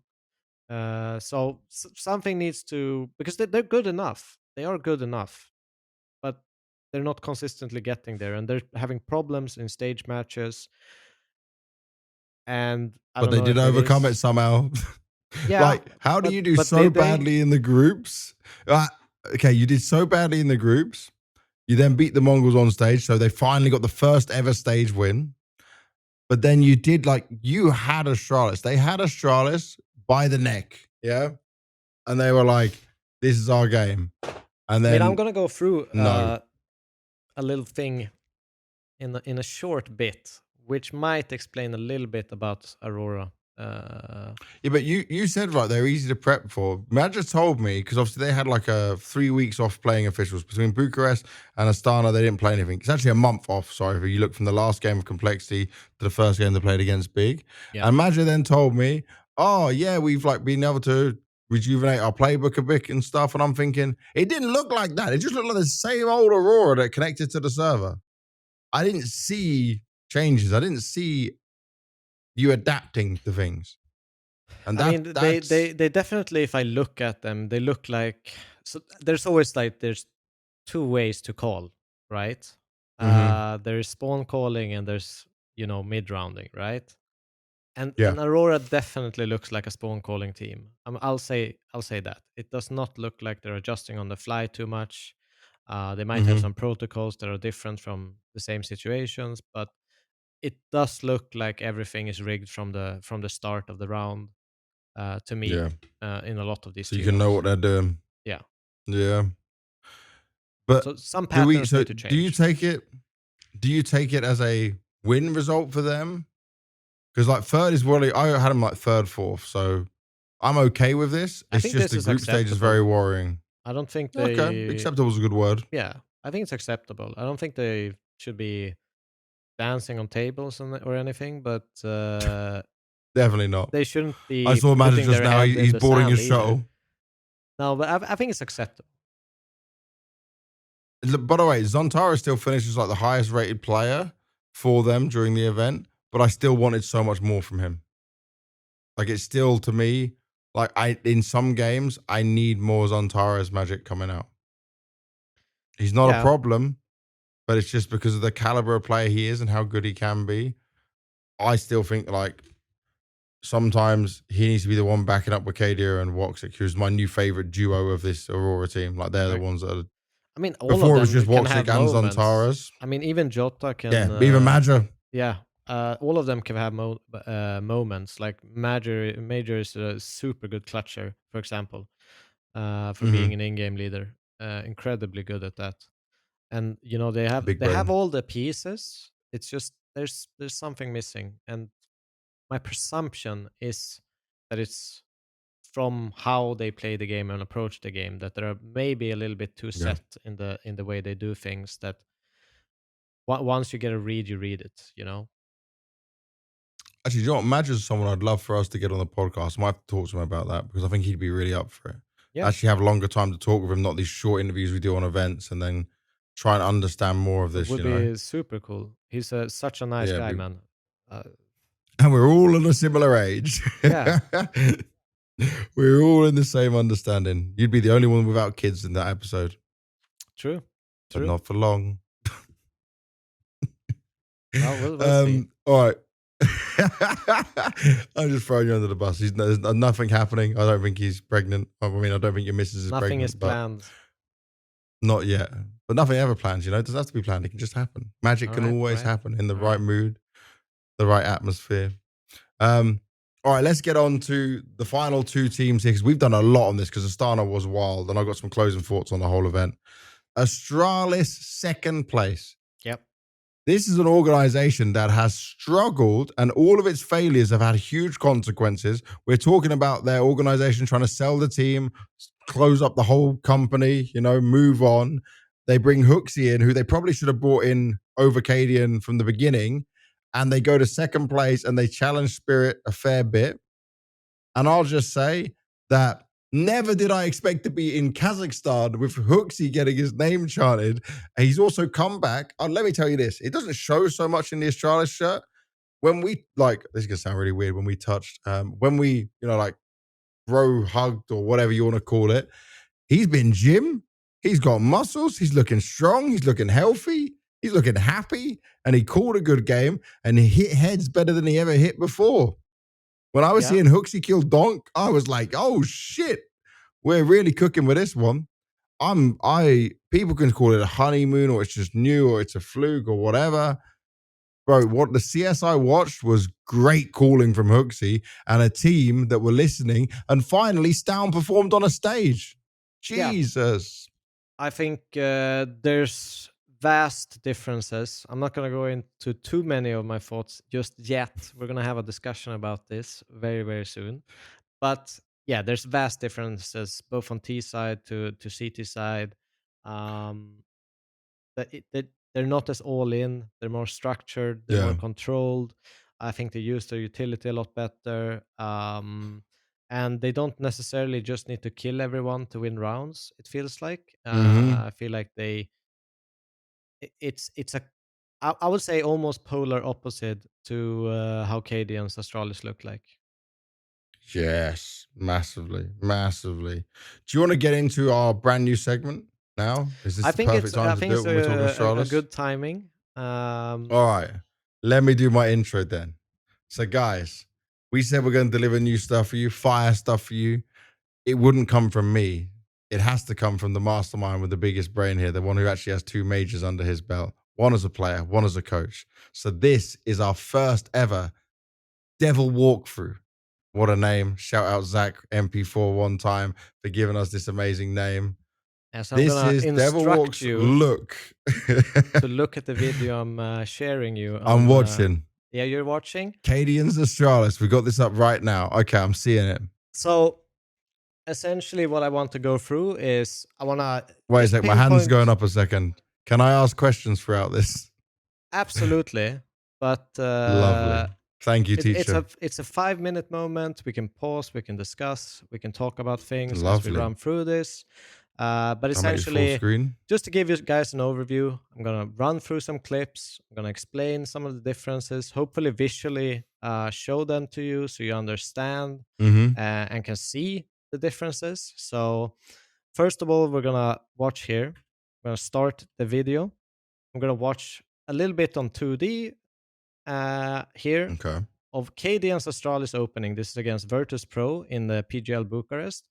You can see they have Staven kind of running out short. They have Cadian running lower. Jabi kind of solo in B with Cadian kind of taking that control from mid. So they're putting themselves out in a very like aggressive start. You see they got an entry on long, kind of running through it. They have control. It's very, very all in. This is another round, exact same start, their second weapon round of this game. They're running through. Cadian's going lower. They got Jabi leg shotted. He went into B. They have two men taking long, and Staven with full utility, kind of being aggressive solo on short. And now, just to give you a visual example of how different it actually is. We're going to go into a Hooxi Astralis against the exact same team in this Astana event. Ooh. The first weapon round, Okay. this is how it looks. They have a 3-man long take. They go, they take it, they secure it, and they actually go 2 people straight into B. They're not staying in lower, they're not going aggressive, they're not putting any players really at risk during the start of the round. And here's another round, same start, 3-man long. They're just throwing some utility early on in middle, and they're transitioning into that 2B setup. But the big thing here is you look at Staven's position. He's not been aggressive. He had a full pocket on Cadian's Astralis, where he was aggressive, took risks. He could have died with that full pocket of utility. Here we see him jiggling. Yeah, because he was out on short last time, right? Here we see him jiggling. Yeah, so now he's just watching. On short, on timing, at 1 minute, he throws a smoke short. They're blocking with utility. The good thing is he has the mollo and he has the nade, where he can, if someone flashes through, he can mollo, nade, so no one pushes through and punishes him, right? He can be, recover into a setup to block. Now, Virtus Pro, they want to do an A split here. But they're getting blocked off from the molly. They're doing some mid to B smokes, and they have 3-man at long. But Staven still, at 25 seconds, they don't have anyone short yet. They have to run with bomb and 2 rifles out long here, and they have a setup. The round is over before it's even started. They don't have the punish from the short guys because it's taken them too long, and they essentially just win the round, even if Icy would have gone out there, killed the Vice, killed the second guy. I don't even think he has time to cross over to A to plant. So just win out of pure utility, not aggression, right? Delaying, yeah. It's a smarter play. And here I want to kind of showcase, so I'll pause a little bit and I'll explain what I saw when watching through these demos in comparison on the T side. So this is like a normal thing that I kind of look for when I'm in a team, is I look for a specific timing of when the enemy in-game leader likes to do executes or end rounds or start his end rounds. Because if you have that timing, you can tell your players, okay, they like to end on like 55. That's when you need to use your Molotovs and block utility and kind of punish them when they're doing strategies, right? So the big difference is Cadian's Astralis would end rounds around 55 seconds. Here we see Hooxi's Astralis as an example. They have taken out close mid control. They have, they're securing short control. They have people spread out on the map. They have, Staven top mid, jiggling short to see any pushes. They've Jabbi in B, Staren Hooxi, covering that short control with device. He's peeking mid. See if anyone punishes. They're keeping the control and running the strat here. It's 35 seconds is when they start their end strat. That's 20 seconds difference. Seat is going to have less Molotovs. They had no chance to rotate into place, and they get perfectly split. With Hooxi blocking the A rotations, they know they cannot be fast behind from long, because when they started the strategy, no one was pushed from that control, right? So it gives you several things. One is you can punish people who are overeager that want to rotate into reads. It's much harder. They're not giving away sound cues, and they're not going for all-ins, right? As a 5 group, just throwing utility, and then things happen, right? It was a good small little fake, still had purpose with them jumping into CT, right? And they get the perfect split timing on the B side, right? So that's one big difference. Here, I want to kind of highlight a little bit more. So this is the game against Aurora on Nuke, where Astralis was dominating Aurora on their CT side, right? So they won every single round. Was it 9 CT rounds in a row? Yeah. Yeah, they won every single CT round, right? And one of the big things here is you can clearly see as I play this round that Astralis has a read. They're essentially playing 3 people inside, 2 people ramp constantly in this round. And what I want to really highlight is the utility. At 1 minute, they still have 2 smokes left inside, which they're going to use here. We're going to see Hooxi. He's going to smoke doors as he spots one. That's probably an indication, okay, they probably want to end inner, because because of that spot, and they know there are people outside main. They know no one crossed, or not the majority crossed, because Staven broke the molly. We see Jota, he makes a pretty weird play here. But what Aurora don't know is that Jabbi has an extra smoke at 35 seconds left in the round, right? They start their end round strategy here, re-smoke door, flash door, and they're in a really awkward position here. Are they going to wait for this smoke? They can't wait for this smoke. Are they going to run out hut? Jabbi is on top of hut. They have everything secured. And during this time, Astralis can make both rotations inner and get into this death triangle, hut, CT vent, and heaven, and just destroy them. And there's no chance for Aurora to win this round going inner. Can I ask this though, right? So yeah, obviously Jota smoked A main, yeah, which is the kind of random thing you said. This was a mistake. But yeah, that was obviously a mistake. But couldn't they have wrapped heaven? Is they that could an have option? absolutely Or done was that. the ramp guy holding that? But one of the things, like why I mentioned that Aurora is kind of a spawn call based team, is because of these situations, right? It's because they are kind of stuck in their way. It feels like they're just waiting in place for when they are doing the strategy rather than playing the round out. So I feel like Astralis had a read, they're blocking that read, and Aurora just feel like lost. They don't know what to do at this situation. They know that they're gonna go 3 in main and 2 outdoor, and that's kind of set. That's how it feels when I'm watching it. So, everything was known. Yeah. So yeah, that could be one of the issues that Aurora has, but also this is, one of the strengths that has come with Hooxi coming into Astralis, that both their CT rounds are much, much slower. Their T rounds are much, much slower. They feel way more composed. It's not as gambly. It's not putting their players at as much risk. Yeah. So, dude, that was awesome. That was the Devil walkthrough. That's a great way to show it. The first ever Devil walkthrough.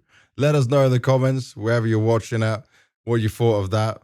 I'm happy. I got to ask questions. I got to learn a bit as well.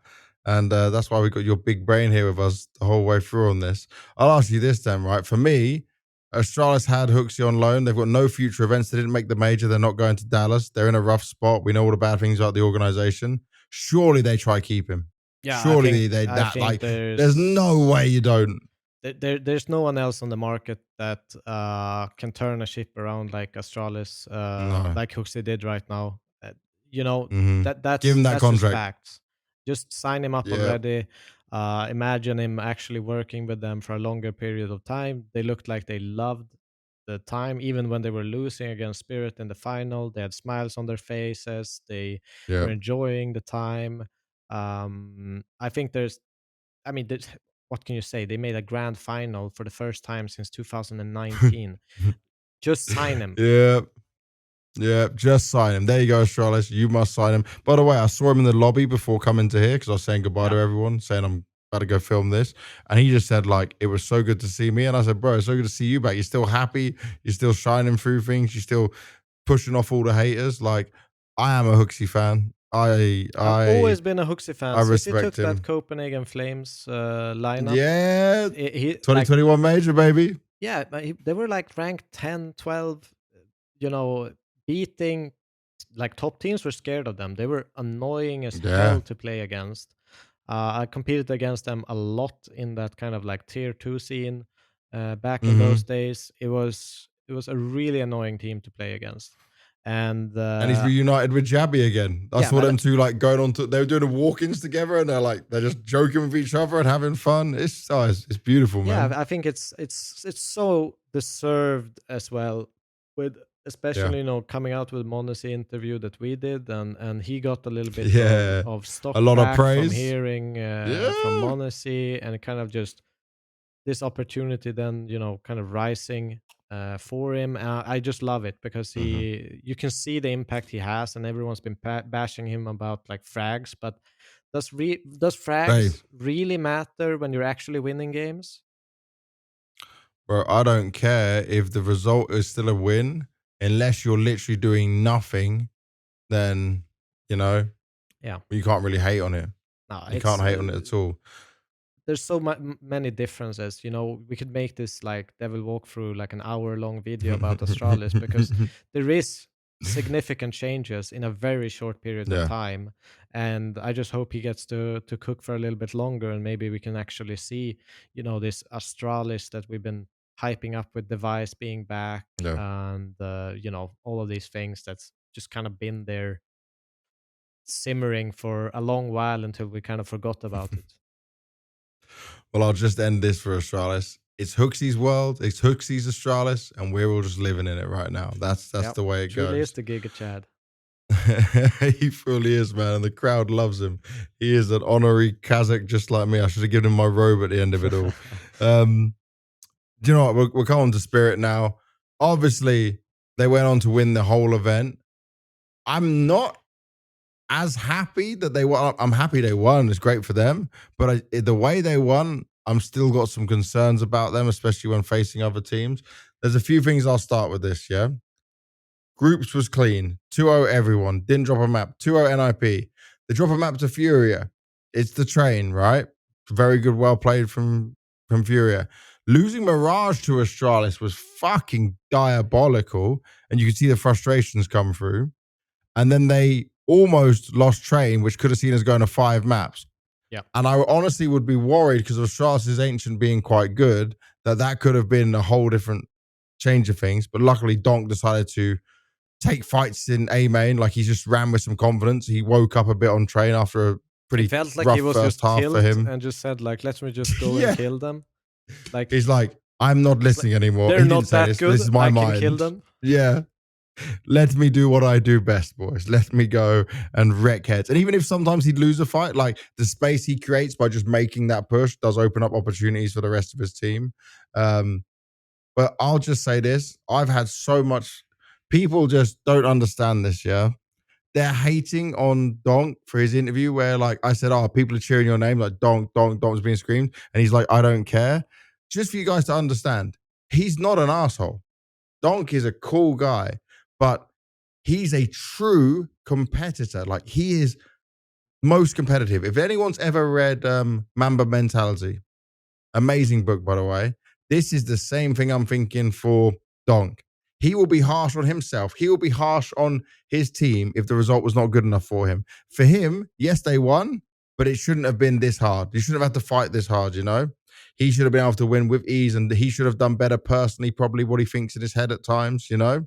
And yes, the crowds love him, the fans love him, but this guy cares about the trophy. He doesn't care about the MVP. He cares about taking that trophy and his team playing well. And I think what this is, again, my just opinion based on what I'm seeing.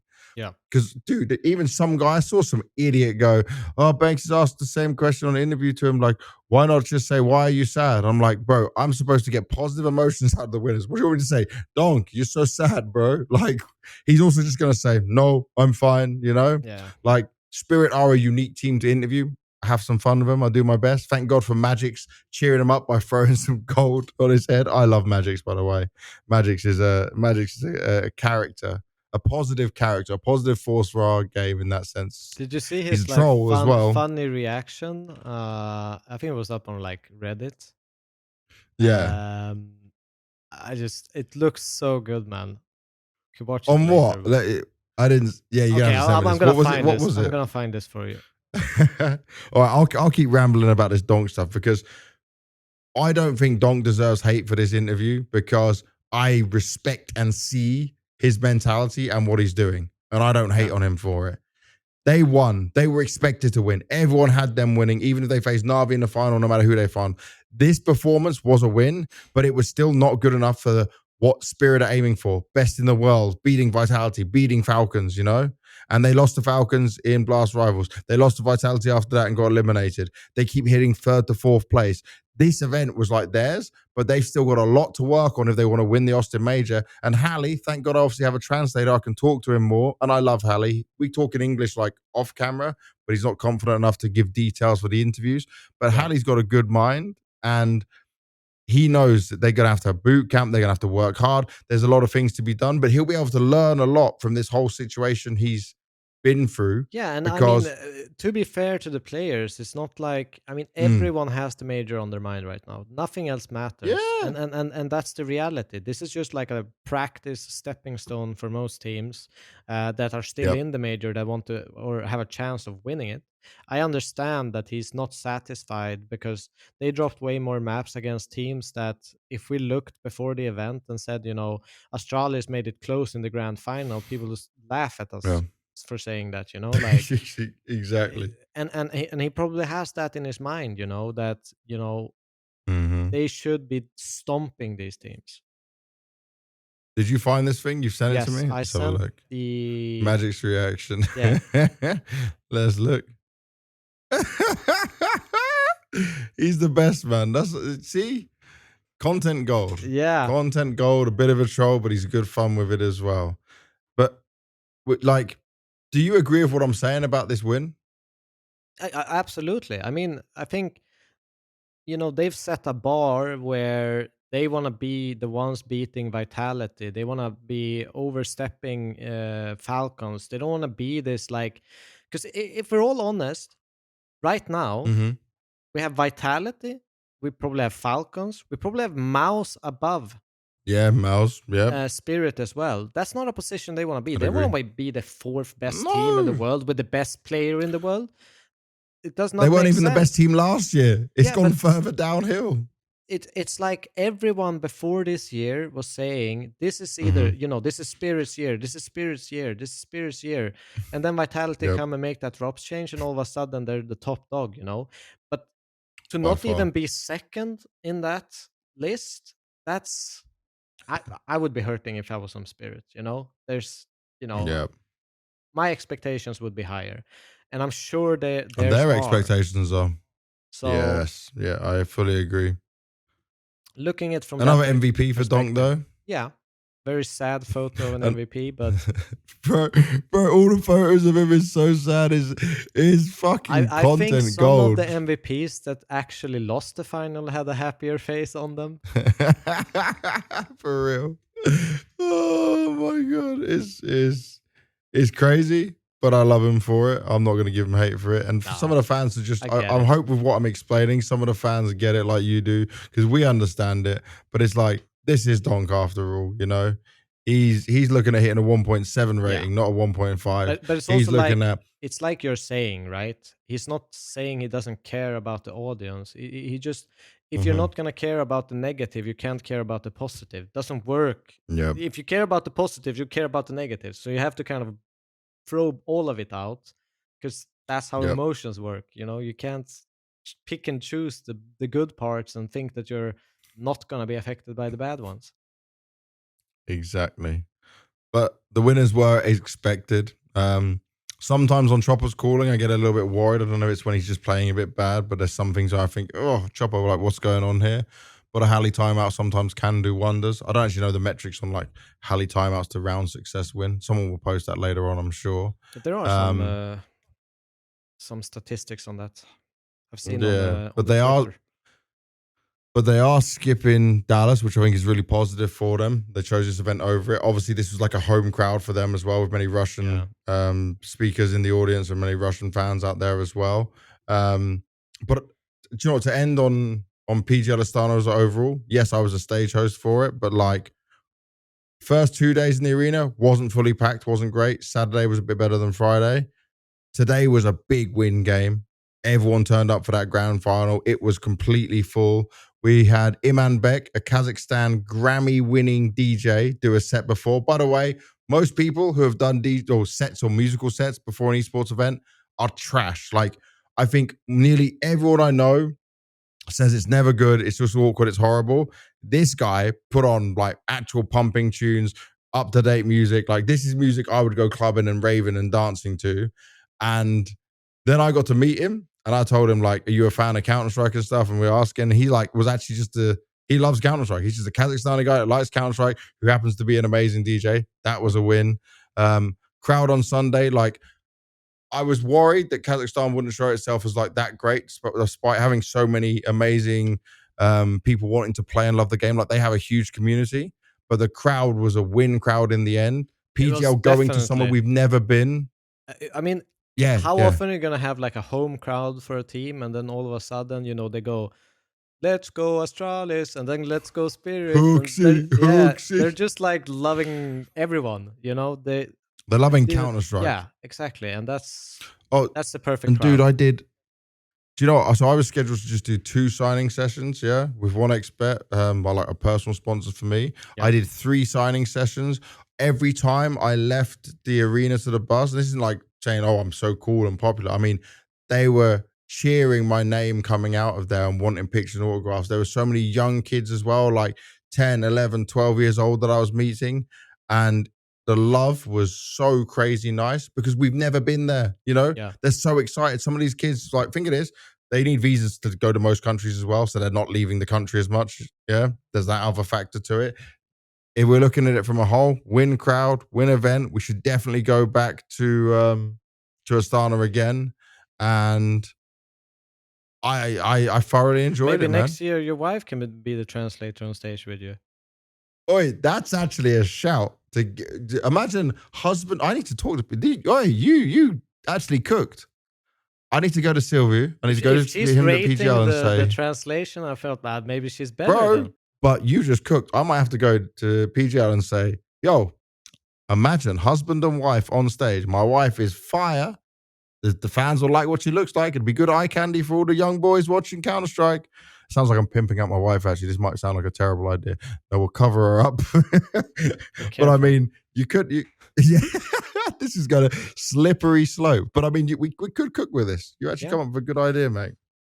All right, by the way, we've done a huge 1 hour 40 part of this podcast just on Astana because of how crazy it was. We kind of need to speed through it. If you're gonna be able to leave the country I'm flying in a few hours.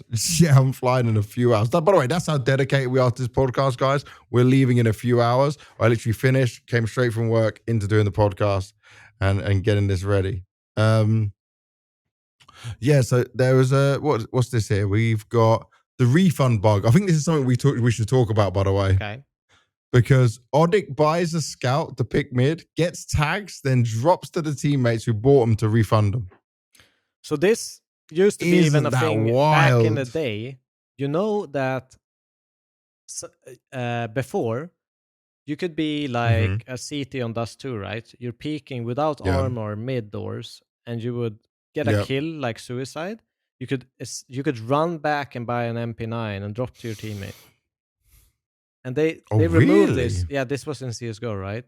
So you could have an MP9 on pistol round, which is essentially, they blocked that, but this is another type of thing, right?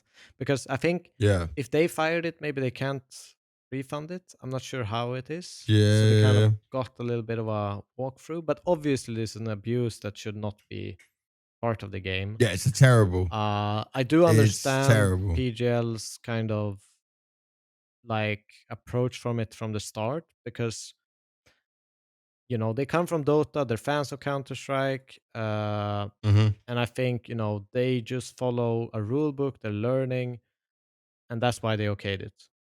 Because bugs are part of the game, and sometimes even why some esport titles in the past have been exciting. We can look at 1.6. Like, there's so many bugs that were used. Some were okay, but no longer called not bugs. okay. Like, you had like bug flashes where the whole server would just turn full white if you like. Did you be able to throw a grenade outside B tunnels and enable it to explode damage into B tunnels? Yeah, in that little crack between the boxes. So there's so many bugs and things that have been okay, and I also think that you shouldn't punish a team before a rule is set into place either. So if there is no rule for it, they shouldn't be punished for doing it, but you should definitely set the precedent after and say, okay, this wasn't okay. Let's not pick on these guys for using it. They tried to be innovative. It turned out the wrong way, and they shouldn't get hate for it in that sense. But it should not in further games and tournaments shouldn't be allowed. For real. And then he said like PGL confirmed it's allowed, and then what? The very next day Valve just patched it so that can't be done. Yeah. Which was a good move. So, yeah, that, by the way, that's a win move from Valve to have that patch straight away. So, it's just a funny thing to go through. I'm glad it got fixed. Obviously, it was a kind of non-issue overall, but it was funny that it was spotted out. And I love that Woody's comment was, Imperial used that against us in the major qualifier in the Dust 2 match. This is not a bug and is allowed. And I'm like, he goes, we confirmed it before using it. And then Zach replied, prove it or I will cut, like the KNG meme, like kill you. I love that they were having fucking banter about it. But yeah, it got patched. It's a fun moment. It was something on there. Yeah, it happened. It no longer can happen. We move on from this. For the rest of this, right? Because we got some ESIC things to go through. I think we can skip that and leave that for another episode because that's not so hard hitting to do now. Yeah. I think the next one we should talk about is we've been saying the Starladder Major has been coming to Budapest for so long now. Well, guess what? The real announcements finally happened. And it's amazing because we get another company back that's not owned by some big conglomerate. They are now owned by someone else. They were bought out. But I mean, Starladder is still the Ukrainian company with a lot of history in Counter-Strike. It's going to be great to have them back. It's good that we're not just stuck with PGL, Blast, ESL, rinse and repeat. It's good we have some other competition coming in there, some more events. It looks like we're really going back to the glory days. And I'll let you on to know a little secret. I was supposed to go for an announcement PR thing, but it clashed with these dates here. So I was going to go and do something for Starladder. Sadly, that didn't happen. But I'm telling you, from what I understand from Starladder, they are cooking with this. This is a big splash for them to come back into Counter-Strike. And it is going to be epic. And they are more and the fact than that all welcome. stages have crowd. Oh yeah, exactly. Everyone's going to welcome them back with open arms. It's nostalgia. It's so good. It truly is. I've missed them for a long while. I think it's great they're back. Budapest also a great city, I think, to host in. Yeah. Cheap, lovely. Finally. Nice. I think a lot of people are going to be able to make their way there and have a great time. Yeah. So I think location, really nice. Yeah, I'm just excited. That's going to be, when is it? November? 24th of November. Yep. To the 14th of December. Good timing as well, similar to what we had for the the Shanghai ending of the Major. year major is it's just the way it should be. And all stages have fans and audience with tickets being in there, smaller arena into a big one. It's going to be a 360 stage by the looks of it, from what I'm understanding, which obviously PGL pulled off amazingly just now in Astana. I think 360 stages so good, are the way that all TOs should go. So damn good. It's so much better for my job. It's so much better for the players. It's a better viewing experience. This should just become the norm for all tournament organizers. And for me, obviously, Starladder is a sweet spot in my heart because they're the ones that moved me to Kiev to work back in 2019. And obviously, Ukraine's been my home ever since afterwards. So shout out to them. Otherwise, I probably would have never gone there. Wouldn't have met my wife. Wouldn't have had all this amazing enjoyment of Ukraine and going around everything. So lucky me. It all happened in one go. Shout out Starladder one time. It's a big one. Oh, we got our favorite things now, but it's only one real roster moves news that we love to do. Because we're always doing some of this. Yeah. Let me have a look. Where did I have this bit here? I've clicked off the right. By the way, I'm operating on one screen right now, just for you to know. One screen, hardly a setup. It's a bit of a laptop. And I'm just clicking through things to try and find us. Here we go. It's our roster news moment. Yep. So roster news, it's kind of like m0NESY gave us a bit of information on this. It was Sheep Esports. I'll be honest, guys, never heard of you guys, but I did hear of Nell reporting that Team Spirits and Falcons have reached the agreement on the transfer. So Falcons is what they're saying. We all heard it could be Tessa's being replaced, but it actually, I guess because of Magic's underperformance, will look like Kicksan, Tessa's, Nico, m0NESY. Yeah, dude. We all agreed he shouldn't go. And Kyosuke will be coming into Falcons to play with m0NESY and Nico. And I'm guessing that's probably the biggest pull, that Kyosuke was the one who was like, yeah, this I want to go to this. And the funny thing is, m0NESY in his Telegram was like, sources, trust me, bro, Sheep Esports. Who are they anyway? I'm guessing he's trying to just play that off.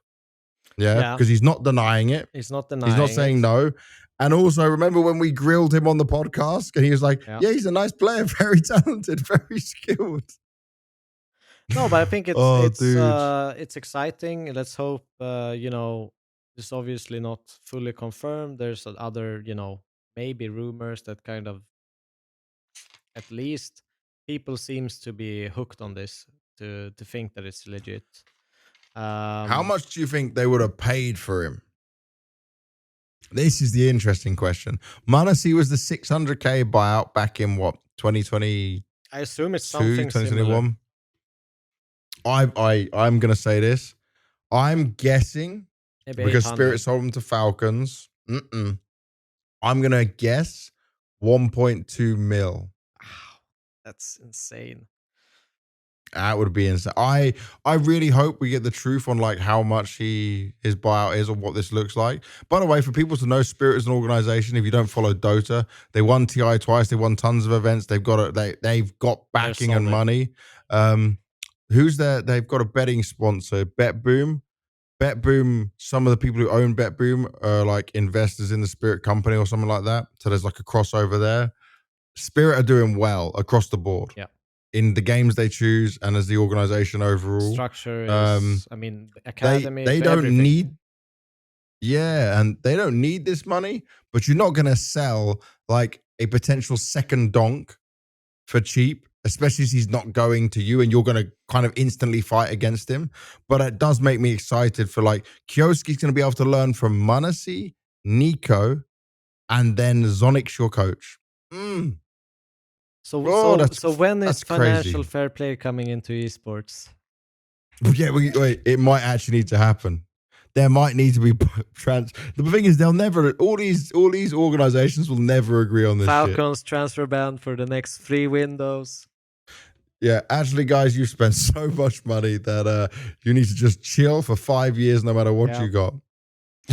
No, but you need to obviously, sell. exciting pickup. Yeah, This is, it could make or break them into, kind of cementing their place and kind of knocking Vitality from their throne. I think they've been close. They still have more yep. potential with the lineup they have going into the major. So it's super exciting because it's going to be a really exciting project. What can you say? You have Monos, you have Nico, you have No. Tessis, Kixon, one of the most up and coming in-game leaders, and then you have Kyosuke. So I wonder how it's gonna Kyosuke. be, like role wise, with anchor spots, etc. Who's gonna be kind of stepping into that role? That's the only question mark. Yeah, Because if I do you trust him to go like straight into God roles and let him do what he does best? Or do you ask him because he's younger to learn a bit more? Does Nico take a back seat in some ways? Like there is so many questions on I this. think it would be a mistake to take some of his talents and put him into these stale roles. I think that would be a massive mistake. I think that's a way you can destroy players that are young coming up and getting their chance. They need to be playing roles and positions they already are comfortable with. They know they can perform in, because Mm-hmm. if you're a more experienced, seasoned player, you can kind of take a little bit of a beating, taking a little bit of a Yep. backseat, and knowing there is, you have this potential in you. It's not going to affect you in the same way. So having someone that young, I don't think you can force him into, like mold him into the player you want that fits for you. I think you Yeah, need to kind of release him and kind of tone him in the way where he's comfortable. definitely. I'd agree with you on that. I'm excited for it though. It seems almost pretty much, I would say right now, this is a 99% happening thing. All right. That's from all the information I have and the people I've spoken to, this may as well be 100%. And the only sad thing that does for me is that whoever understands they're being kicked now, whether it's Tesses, whether it's Magic, rumored to be Magic, obviously, this could affect like the how they perform at the major and going forward. But hopefully, whoever they have just does the best possible, keeps it respectable. You know. Yeah, I think at the end of the day, I think they're not gonna be too sour. I think they're gonna try to end it with a bang. Make sure they know, okay, if we pull out a great performance, maybe they make the replacement, but then they could look back and but see this result when you had me, kind of thing, rather than going through it the petty way of not trying. I want to see a Dexter response, like that kind of thing. Yeah. Magic has an MVP level performance, lifts the trophy in Dallas. They beat Vitality. Yeah, I don't think jobs are good and they're professionals, Yeah. All right, next we got to come back to this because we touched on Jacob, when he was going through, and it's obviously a very serious topic on his the problems he has, with the gambling side. Yeah. So some information I saw is that I'm just trying to make sure I get it up. This was actually published in a Norwegian newspaper that he's going to be going to trial in Norway on the 26th of June. And the problem is, he, on top of obviously having the gambling problem, what they're allegedly saying, and I'm going to say this very carefully because this is now like real laws, is that he's now charged with embezzling millions from his own bankruptcy estate. When I say millions, that's obviously in like Norwegian kroner. And just to take an extract from this article, it says, even though his sole proprietorship was undergoing bankruptcy proceedings, a man in his 30s is said to have provided himself with just over 1.8 million kroner that was transferred to the company's checking account without notifying the trustee. You know how businesses work. So then he's getting charged with Section 409 of the Norwegian Penal Code for having acted as a debtor in bankruptcy in a manner that was likely to prevent an asset from serving as cover or exploitation from the creditors. That's like, this is now serious. Not on top of you owed other people money, but you defrauded basically your own government and country. It says during a 5-month period in 2023, as the owner of the company that was in bankruptcy, it's alleged to have failed to inform the estate administrator that he received 5 payments totaling 1.9 million in currency of their money, right, of the Norwegian kroner. And during the same period, he used 1.87 million kroner of the amount for purposes that did not benefit the creditors who had filed claims in the estate. Writes police attorney, someone name in the blah, blah, blah police district. So a trial is scheduled for June. And like, this is now, this isn't just you owing money. This is like, you don't get this. You must be serving jail time. Yeah, I think Scandinavian tax laws and stuff like that are pretty harsh. Yeah, you know that. Yeah, it does not sound good. He's basically fucked, I'd say. I thought there was gonna be a more positive ending to that. Nope, he's basically fucked. Yeah, I can't disagree with you.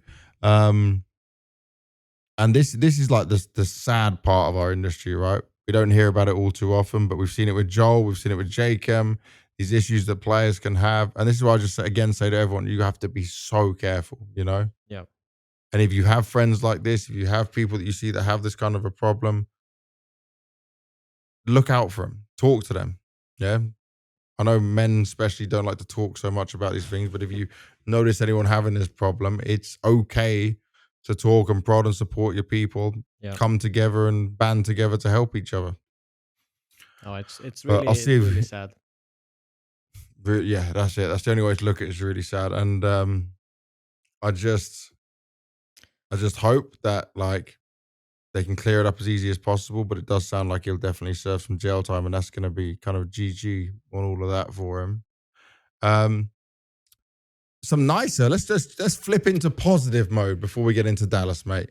Yep. So Besita is an Argentinian team that qualified for the Blast Major. If people didn't know, they are asking for the community support, and they've honestly had so much support. I retweeted it. That's not that important, by the way, not me, but I mean I did.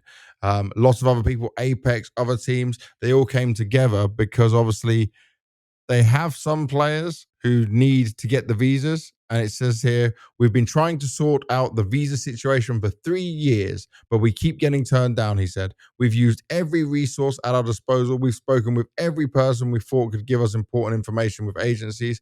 We are practicing in Brazil. We went to the embassy for the boys to give it another try, and they were once again turned down. We are now a few hours away of having to confirm that we have completed the process to be able to represent Argentina. Both Tommy and Luco have had their visas denied in theory because they have no reason to return to Argentina after the major.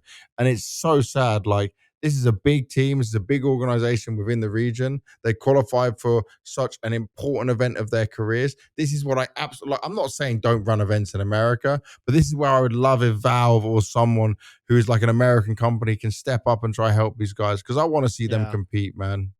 No, for sure. And It's it's the one of the heartbreaking. Like, even biggest Gabriel's moments of their life, you know. even Fallen's tweeted on the thing as well. By the way, reading this now, so when we're filming, 2 million views, 4.5k retweets, 15k likes on the post, 1,000 comments. Please, man, I'm hoping with the amount of community support that they can get the love they need. You know, Yeah. Hopefully, I really want to see them there. Official fan of Counter-Strike jumps in, helps out. Yeah. Yeah, that's the dream, right? You get the Mongols a treatment. Exactly. No, obviously, huge moment. They fought their, you know, hearts out life for, and it would be extremely tragic if it ended in this way for them. Obviously, big.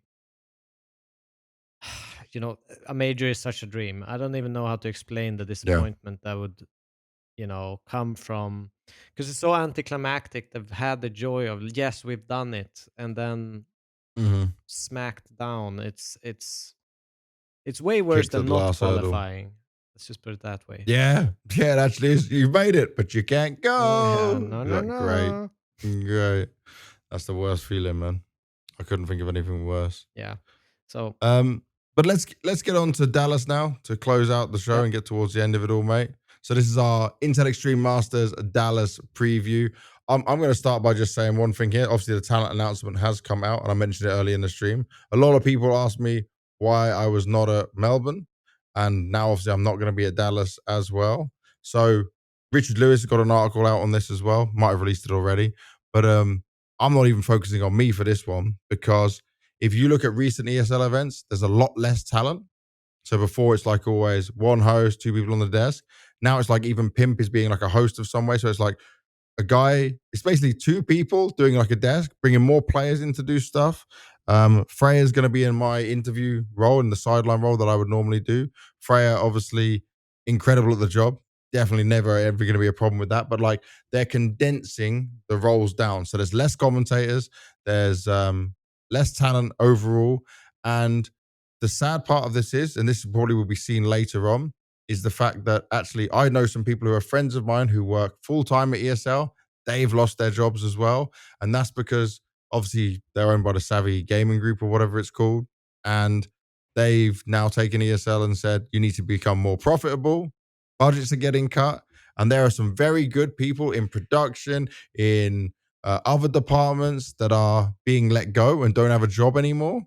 So I'm in a good position, right? I get to work for Blast for most events. I do a lot of the PGL ones. I stream and stuff. I have 0 things to complain about, but there's a lot of things where we keep talking about this esports winter. Well, it's a real thing, you know? Like, esports still isn't that profitable for everyone. Things are always changing in the space. And that is like, I'm just genuinely sad. And the one thing I hope doesn't happen, because the ESL events are great. I got to work so many of them. I don't want to see that because some people maybe got let go of in production or another role, that some other things lower in quality and it has a hit or a negative effect on their events, because they have great arena experiences. They have different and fun content. The skits, for example, we don't want to lose that. But I feel like things like that will be the first things to go when budgets are being cut. I'm pretty sure and already with talent being cut, go, because I know the production team that does them. They're insanely good, like insanely good. So I feel like that's going to be one of the cuts, and that's sad. think we have a lot of, Yeah. I mean, they are funny as hell, and they bring a lot of attention to the event, even through these Yep. little skits.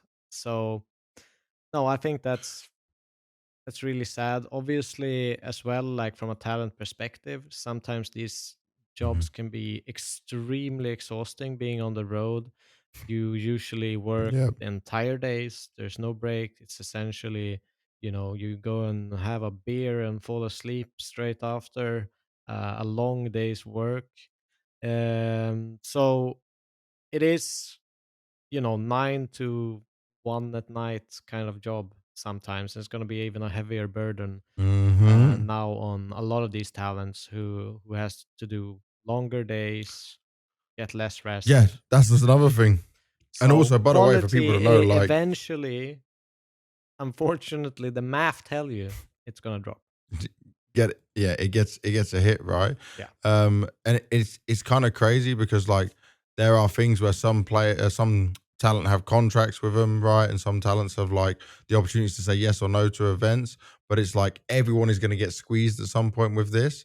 And I'm not going to say it's going to be less entertaining, but I'm definitely on the point for you where like they'll be more tired, more worked, and then it will become a lesser quality for everyone, and production will be hit by it. Yep. And I just hope that they, like, ESL's always been good at battling through these things because they have the longevity. It's the longest running organizer of doing the best events. But I hope when it comes to Cologne, for example, they're not affected by that as well, because obviously that's the pillar cornerstone event. I mean, But we'll the have to wait and see one because both Dallas and Melbourne's now been hit by this. the one thing that is positive is Counter-Strike is still growing, and it's Yep. still peaking. It's still, making its marks in that sense, which would in return give more potential revenue for the events as well. So hopefully it will stable itself out with the game actually growing, and hopefully it doesn't Hmm. discourage people that there might be a drop in quality in events, etc. Yeah. But I'm still looking forward to watching it because the storylines are going to be Yeah, yeah. nuts here. Like the other thing is the positives, I guess, even though I know both me and you are not a fan of it, is these backdoor contracts organizations have with going to ESL and doing these things. Yep. But it's like they do have the best teams: Vitality, Mals, Falcons, Aurora. It's only Spirit and Navi skipping from like the top lot, you know. But this is a stacked team of a stacked list of teams in here. The crazy thing is, we're back to that, the thing we both hate. The club share that the organization gets a lot more money than the fucking team does for winning the event. So you remember when we spoke to Monassi during the Everlone Cup? Yep. He won more money in a 2v2 cup than he did going to Dallas, but he's going to make even less now if he wins. Yeah, and that's a sad part, but oh my God. hopefully, I don't know even what to say. It is what it is. I'm kind of. It's embarrassing. It's embarrassing. Oh, Kind of because is like what it it benefits is. the orgs, but ESL's bleeding money, and the players now not get like, yeah. There's a whole mess with this. Yeah, it But is. Vitality already have the Intel Grand Slam. Do they just keep up a god run? Yeah, I think and so. I think they're on the era hit the win here. conversation. Yeah, we said that. So I definitely think that they're gonna be, nailing it. I think there's no signs that are saying they are slowing down in any sense. There might be other No. people that are rising a little bit faster, chasing them down a little bit. But it's going to Yep. be really exciting to see. They've now had a couple of weeks to kind of, or rework a little bit, practice, get their shape up again. So we'll see if they just shut everyone down. But there Yeah. are a few interesting things in this event. I know you probably eyeing on one specific team, if I know you, with your good mate. Oh. With my yeah. The phase, The yeah, the new phase. recruit, a bit of s1mple magic in there. Yeah. I'm gonna say I have been Faceit watching, not in the watching the games, but just how many he was playing. I'm not sure I'm happy with the amount. It wasn't what I was dreaming of, like prime s1mple Dreaming of. grinding 5 Faceits after playoffs. You know, I was dreaming of like him coming back to his absolute form. But I will say he seems very positive about this all. Telegram posts have been nice. Yeah. He even tried to troll us all that his visa got denied, but he was just lying. He was just memeing for everyone. Yeah, I think the biggest storyline of Dallas is s1mple's back. Yeah. The GOAT returns, but now he needs to show if he is still the GOAT or can he still be the GOAT? Can he do anything under Carrigan's leadership? Because we've got so many questions to be answered, you know? They said practice has been going well, the vibe is good, but can he put up the numbers? Is he really adjusted into CS2? These are all the questions we're going to get answered here. Yeah. And we won't know. The good thing is, right, let's just look at this before we get into phase too much.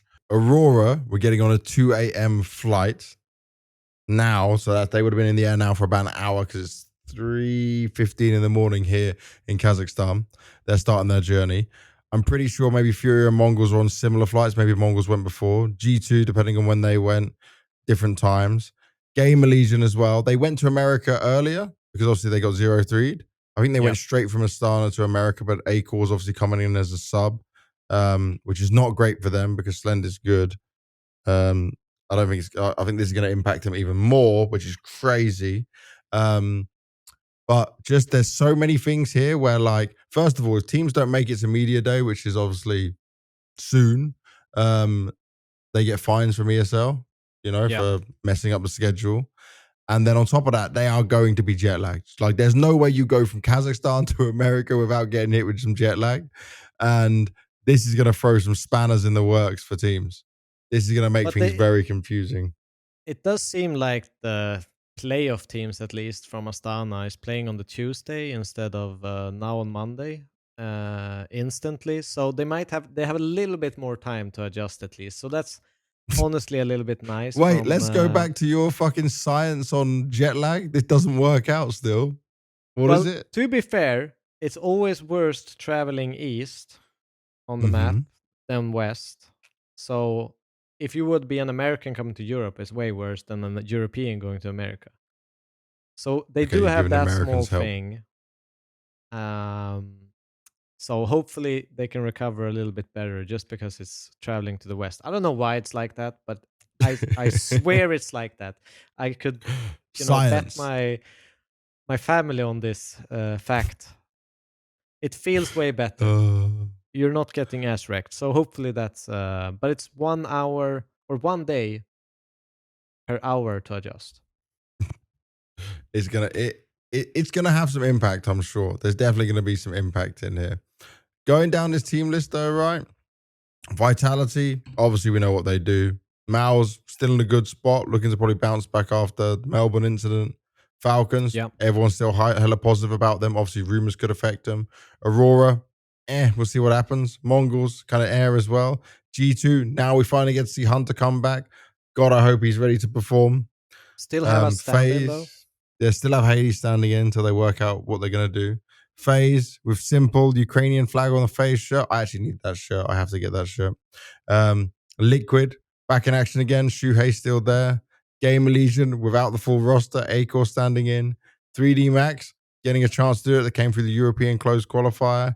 Heroic, this is very interesting because obviously we heard about the rumors. We spoke about it in episode 10 about some Pius and Saw going over to G2 potentially. FURIA, this is a chance to prove themselves once again, you know. Legacy, Dumao, Lato, I'm big fans of them, what they can do. Still, this is going to be a hard event for them. Lin Vision, the Chinese team, not arguably the best Chinese team right now, but they did come through the Asia closed qualifier. And a good bit of experience for them, test of what they can do. NRG, North American closed qualifier. The only interesting part here for me is Bro, because he was able to do some numbers for them while playing. But to be fair, when they were playing like that Philadelphia against NIP, they were playing in the semis against NIP, and they could have as easily won that game. It was a very close overtime, and eventually NIP clinched it and eventually won the final really cleanly. So NRG could have been the winner at that event. So there is still something. Got Nitro there, which is, I guess, his kind of like comeback. Captain America. Captain America is back. If they make it to the arena, that's lit.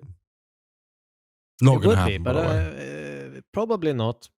It's a pretty stacked kind of set of teams. Obviously, we mentioned Spirit isn't there, but Yeah, no the Navi. rest But is. there's BC Yeah, Game, by the Navi as way, well. who I was so hyped about because Perfecto, my Navi boy, was coming to stand in for them. And then his visa is approved, but he didn't get it in time. So he's not coming. And they've got Sassanito. And I'm not saying there's nothing wrong with Sassanito, but I just wanted Perfecto, man. It's just killed my little bit of hype around them. It's But the they didn't Navi qualify for the fanboy in you. European close. Yeah, exactly. That's the only reason. I was like, Yeah. s1mple and Perfecto at the same event on opposite teams. Welcome back to my heaven of seeing what else could crazily happen within Counter-Strike. But it's overall pretty interesting event. Yeah. Okay, wait a sec. You said pretty interesting event. I can't take that seriously because the whole thing I'm going to think about is s1mple phase interesting. Vitality form going to be interesting. But the major is everyone's focus. And realistically, none of these teams and players care that much about this right now unless they're not in the major. If you're not in the major, this is your major. If you are in the major, like you're only taking this as a bit of extra official practice, realistically. Yes. I mean, how many weeks is it until the major now? Well, it depends what stage you're in, right? So if it's like Vitality and other teams, it's a few weeks. Yeah. Stage 1 is, let me get my calendar out, 2 seconds. I'm an old man, so I use the calendar on my phone. So it is the 19th of May right now. The major will start on the 2nd of June. Okay, so it's 2 weeks. It's 2 weeks, exactly 2 weeks until the major starts. If you're in stage 1, this could be an event, not to kind of kill the hype, but this could definitely be an event meme worthy of the saving strats for the major kind of thing. Do they do that though? Is that a real thing, Devilwalk? That is a real thing. Okay. 100% a real thing. It is not a real thing for a long period of time. But if it's one event, I would honestly, if I was coaching one of these teams, we're doing well with some of the strats that we feel are, okay, we win this 80, 90% of the time, we would be saving that shit. We would be playing structurally the same, but some of these few gimmicky plays and rounds, which we would use as kind of like, okay, we're in trouble, we have to throw it in there. It's new, they shouldn't be aware of it. We win it a lot in practice. Definitely be saving that stuff. Okay. Well, it is a real thing then. Sometimes we joke about it. It's like, they're not actually, you wouldn't do this. You just want to win everything. But this could be one of those points for it. So my expectations for this event is that the crowd will be win because I've hosted the Dallas stage out of the 3 times I've been there, 2 times. Obviously not going to be there this time, but it's a win crowd. It's in an expo hall where there's a lot of cool anime places that I got to shop in as well after I finished work. That was amazing because obviously our games would finish early to be on earlier for like European viewership. So I love Isn't Dallas, this man. the Dallas is awesome. IEM Dallas fuck you Apex crowd? Yes, it is. It is exactly that. But this time they'll be saying, love you, Apex, because there's no Stewie. And like, even if they do hate Apex, he's going to lap it up. He's going to enjoy every moment of this. Yeah. I think he's probably the least affected person. And they've got the Grand Slam now, so he doesn't even get to take his gold bars in Dallas. He's already got it in Melbourne. That was the so that kind of ruined wanted. I wanted, fuck you, Apex crowd, to be like, trying to say that again while he sits there with a shit-eating grin on his face, gold bar in mouth, medal in hand, going, fuck you, Dallas, fuck you, Americans. But he kind of did it at Blast Rivals. He also said some shit about Americans. As a joke, I love Dan. Dan's humor, Dan's way of being right now is top tier. Like, in terms of aura, his aura is at the highest. He is on a next level thing. Tim and Donk. Completely different styles of aura, but yes. Yeah. Completely different styles. So let's do our thing as always. Predictions for the opening games and all of them of what we think is going to happen here. Are you going through the matches again? The matches page? Yes, the matches page. Okay. So just to make sure. First one I've got here, 3D Max taking on Gamer Legion. Now, 3D Max, we've not seen in action since, I've got to check exactly before I say this, but I think it was Bucharest last time. They take some breaks, man. They take some time off old 3D Max. Am I right It or was am I 4 terribly weeks wrong? ago against FaZe. Oh, they were in Melbourne. Okay, because their Melbourne exit was so crazy, didn't even think about it. Didn't even actually pay any attention to them being in Melbourne. So yeah, for 3D Max right now, it was rough. But Game Legion also playing with a stand-in, and it's even rougher for them. So this is kind of an up and down matchup. My heart says that Game Legion will somehow pull this off because Acor's got nothing to lose. But There's also realistically, it should Acre. be. He's played for a long while with Ash. He knows the system. Yeah, Ash knows him. He knows what he's capable of. I it makes think sense. in that sense, I don't think it's as big of a jump as maybe some other stand-ins would be. Mm-hmm. So I still, it might not even be a downgrade to be completely fair. Depends on Ooh, what form Acre is in. yeah. But I remember Acre in that Gamer Legion, he was beasting. So you think you've been unleashed again? Maybe.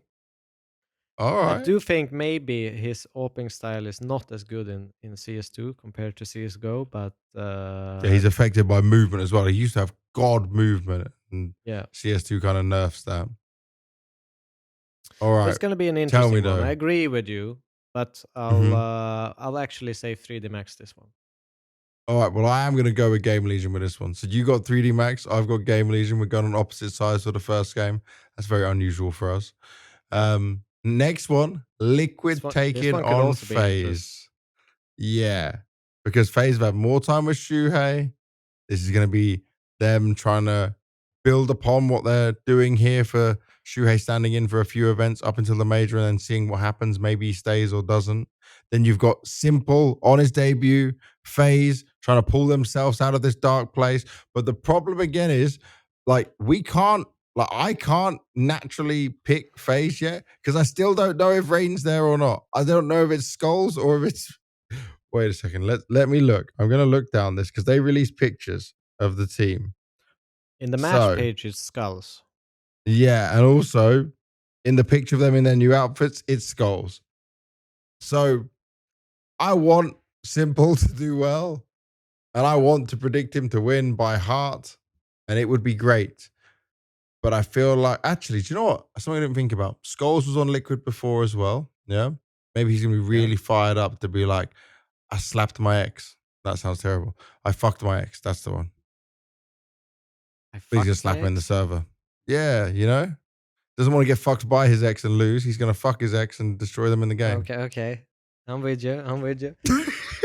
It's a bit Bro, weird, it's been a but long sure. day. It's 3:30 in the morning. I have been awake now for 20-something hours and hosted all day. Give me a break. Like I I'm don't know absolutely why, wrecked. but I want to say FaZe. Yeah? And I have nothing to stand on while So saying if that. anyone's listening to our predictions, there is no logic in me and Devilwalk wanting and thinking FaZe will win this because everything should point to Liquid winning, but we're still saying FaZe. Are we I just don't know if massive it's a want, fanboys? a need to say FaZe. I don't know what it is, but something Carrigan and is. s1mple. You know, when you get a gut Carrigan and feeling, and it's s1mple. like, yeah, this is So what I who are you want. picking? Who are you I'm picking? picking FaZe. Okay. I'm picking FaZe as well. So we went But split based on on the. absolutely nothing. Yeah, like this is not us trying to be God mode predictions. This is just it's Carrigan. It's This is like s1mple. flipping a coin. But it's also Skulls and a leash. There is Simple, Frozen there. mostly. No, I'm s1mple and Carrigan. This is I just believe there's gonna be some magic. There has to be some magic that happens. All right, next game's Vitality taking on Legacy. Let's do this Vitality. quick. Vitality. It's just sorry, Legacy. I don't even think you're gonna get 10 rounds across the whole series. You're gonna get 2-0'd. And it's not gonna be pretty for you. It's not gonna be comfortable. You're not gonna enjoy it. I think we have That some is not fast a ones fun coming game. up as Yeah, well. Mouse versus BC game. I'll say that I think BC game without a stand-in, like, can take more rounds than expected. But this is with a stand-in, and it's also not perfecto. So it's Mouse all the way for me, probably a 2-0. Yeah, Mouse all the way. Same here. I don't think we really need to argue too much for No. this one. I think it's the same as kind of Vitality versus Legacy. G2 versus Linvision. This one can still be a little bit rocky. Bro, no, I Hunter's think coming back and he says, I always, missed the whole tournament, so now I'm going to wreck. yeah, but I always say, like, every time Chinese teams, they're difficult, especially as a first day matchup.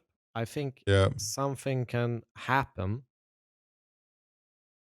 but I don't think it's enough to beat G2 with Hunter back. Okay. I will say this. Linvision should be able to win a map here. I think they're more than capable of winning a map against G2, but I do think G2 is going to take it. Yeah. That's where I go with it. Agree with it. Agree with it. Falcons NRG next. Falcons, even if they're changing things in the future, they are going to run over NRG. It's not going to be pretty for NRG. It's a very one-sided matchup. Then we got Mongols FURIA. Now, this is a wild one, man. How does FURIA always get the Mongols? Like, the history between these two teams is actually nuts now. Did they play first game in Astana as well? Yeah, Swiss stage round 1 in Astana. So back to back. Now, they lost last time. Mongols should have got to Dallas before FURIA did. But I'm just going to say it now. I believe in the FURIA hype. FURIA is going to have grown, learn, and improve, and it's now not on a stage for anyone. And FURIA is going to win. 2-1, but they will win. All right, I'll go with the Mongols to keep it spicy here. Still have some belief. I love watching them, so Yep. I think, even though I think FURIA could make a mark in this tournament as well, I think Mongols is a strong team, especially in group stage. They like making those playoffs, so I'll say Mongols. I think it could be tight though. It could be a 2-1 for sure. Yeah, it will be between these guys for sure. Then the last game in the opening game, so IEM Dallas, is Aurora taking on Heroic. And I'm just going to say the mental of Aurora is not the strongest anyway. That I think Heroic's going to be comfortably coming in with confidence. They won't comfortably win the game, but they will. I predict they will win. I think this is Heroic's one to do some damage, to get off to a good start. I mean, I don't think you're too far off. I'm gonna say Aurora, and I hope Aurora, but I think there's something into what you're saying with, especially Saw. We touched upon Aurora maybe being a little bit predictable. Saw is a very prep heavy coach, so I think there's a lot of things pointing positively for Heroic going into this matchup. So, Yep. but I'll say Aurora, but hesitantly. Okay. Well, there's our opening matchup predictions done. Now let's predict our teams going through to the playoffs. So it's only 6 teams, remember. 2 will go through to semifinals, and then the other 4 teams will be in the quarters. It's that format that I'm not really a fan of. The ESL loves to run again and again. I'd rather see 8 teams in the playoffs from the start. From Group A, Vitality will make it through in first place. I feel like G2 will make playoffs here. It'll be a struggle for them. And the other team coming out will probably be FURIA. Considering I think FURIA will beat the Mongols. Those are my 3 coming out from Group A. For Group B, I'll say okay, you can Vitality, Mongols, and FURIA. Ooh, you're choosing Mongols over G2? Okay, I respect that. Yeah. I respect that. For Group B, I'm going to go with Falcons going through the group first place, Mao's second, and then third, FaZe. Spicy. Phase up. I don't know how to do phase up, Simon. I actually don't know how to do this shit with my fingers. I have no clue either. I'm not proficient. I'm looking science. Fucking stupid. Gang signs, esports gang signs. How do you do this shit, man? It's like, wait, I got it. No, this, no, you're close. it's something. Either way, while you figure that shit out, I'll say my predictions. I'll say Falcons, Mouse, and I'll say Aurora. I have Falcons, to hope. Mouse, and Aurora. Oh shit! No face. Oh. You're a horrible human being. I don't know about that. I still can't do this thing. I think I think they're not consistent enough yet. And you can't are do not this. consistent enough yet with your esports gang signs. Oh, wait. How do I do phase up? YouTube tutorial. Oh, wait a second. Okay, wait. This. It's like this. It's like this. Yeah. Does that look like an F to you right now? Yep. Cool. That's actually a lot less hard. Thank you, whoever this guy is. Phase Rug. You're the first one I clicked on doing this. On the YouTube Googles. tutorials, man. No, I didn't look at YouTube tutorials. I just found a Okay. Google image and now I'm rocking it. Look at that. Esports gang signs are real. Oh, God. Okay, so we got our playoffs teams. Who's winning the event in your eyes? I think Vitality is gonna win it. Oh.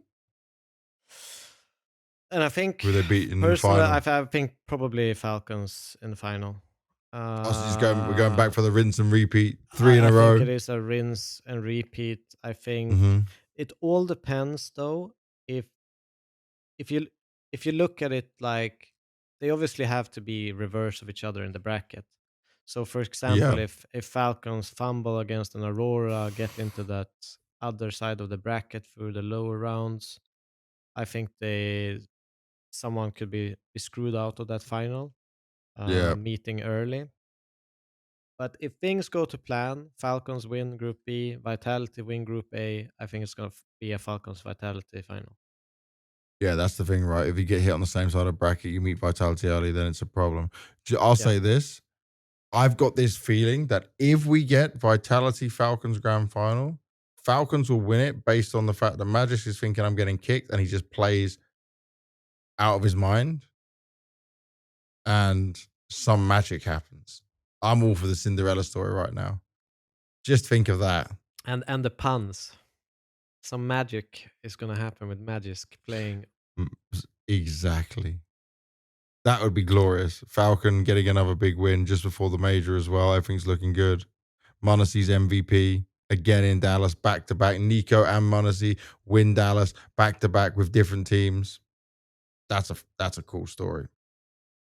Yeah, I mean, I hope someone knocks Vitality off the throne, but they just look so damn good, and they have so many players that you just can turn things around. Every single player is capable of, 1v4s, 1v5s, 1v3s all over. And it's just the diversity of how they're playing, having these 2-star players in Saivu and Rops who are kind of on the opposite in roles and way of playing, and they understand each other, and everything just looks too good. So I can't really. It does. The Hangover Apex arc is over, and he's not there. They're gonna win. Yeah, they've had some time. I spoke to Flames, by the way. Flames said like they had a week off as well, so they actually got some chill time to enjoy things, and then they got back to the grind and practice. But they're all still loving Counter-Strike. They're all loving the grind. They're all going for it. I think it's going to be very interesting to watch, obviously, just how teams are, if they're saving things like you said. It should be a fun event. It should be a good vibe as well. A smaller crowd than what we had in Astana, but still a very powerful one and a good arena that they have it in. So in all of that sense, it's going to be very nice. And it'll be a lot of late night watching Counter-Strike again, our time zones, because Dallas time zone is not that great. But I'm sure it will be. Yeah. What's the last game start for you? I think playoffs is not too bad. The last game, I mean, the first game starts 18:30, right? Or no? For me, Ukraine time, it'll be, so last game 23:30 for me. Wait, matches. Let's see. So the first game starts 18:30, and the last game is 2 at night. No, it's not terrible. No, but I mean, if it's a best of 3 going all the way, it's like 5 in the morning. Yeah, if it's a best of 5 grand final, which goes the distance and it starts at 10 p.m. my time, then that's very late. But I'll still have to watch it. We'll still have to go through it all, especially before heading into the major and see what happens. But a lot of fun storylines. Oh, definitely. We got to do our thing. as always, for anyone that's watching and listening from around the world, if you join our Discord and you can ask your questions to me or Devilwalk, we answer them at the end of every episode as long as I remember to answer them. Sometimes I do forget. I apologize for that. I can only be so good. Remember, you can go to allaboutcs.gg/Discord, head over to the Q&A channel and ask your questions to either me or Devilwalk or the guests we have. I know you guys like to ask questions to the guests we get. And this one's just for you, Devilwalk. This time I got to do nothing. This is brilliant. Oh, So I'll just wow. read it out for you. Skorga, who pretty much every episode asks a question He's because the he's a MVP, legend. man.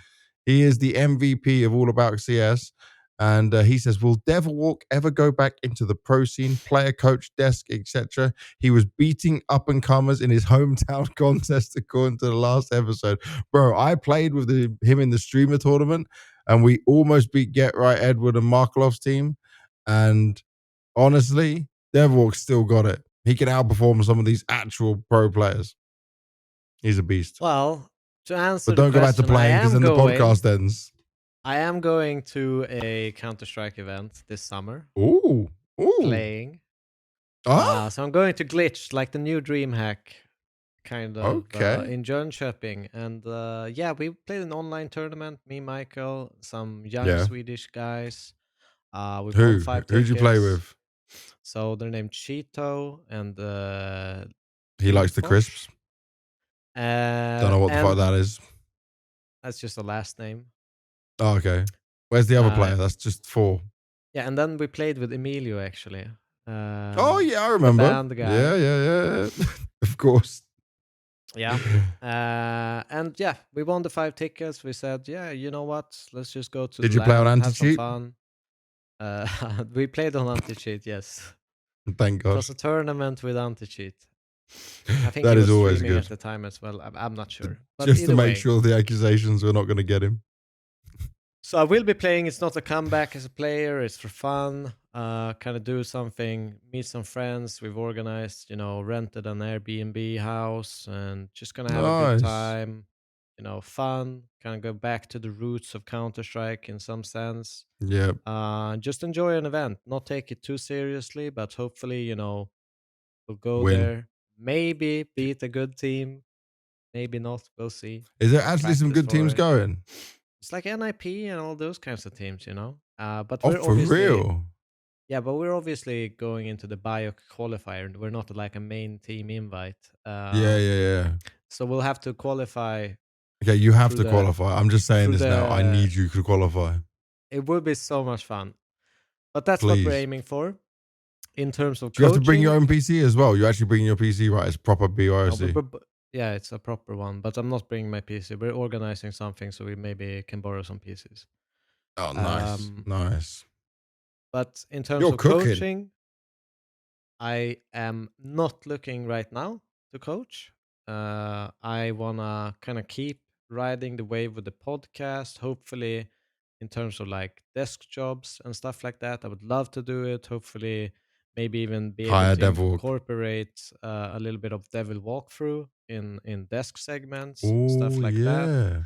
That would be. But they can't take the name Devil Walkthrough. That's our name for the podcast. Yeah, that's. They must rename. We'll find another one for the. Wait, no. We'll actually. Okay. Ones. So, like a Blast or a PGL or a Starladder or someone else will hire you. Can't say ESL because obviously we just spoke about their budget cuts.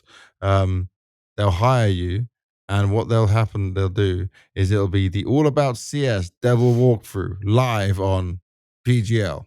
There we go. Something along those lines. In the podcast. I'm definitely. I've been watching so much Counter-Strike, especially with the with us having the podcast, and it's gotten me into a new kind of excitement for the game because before I think coaching is so much work. I don't think people realize how much work and how much stress and how much mental fortitude you have to have.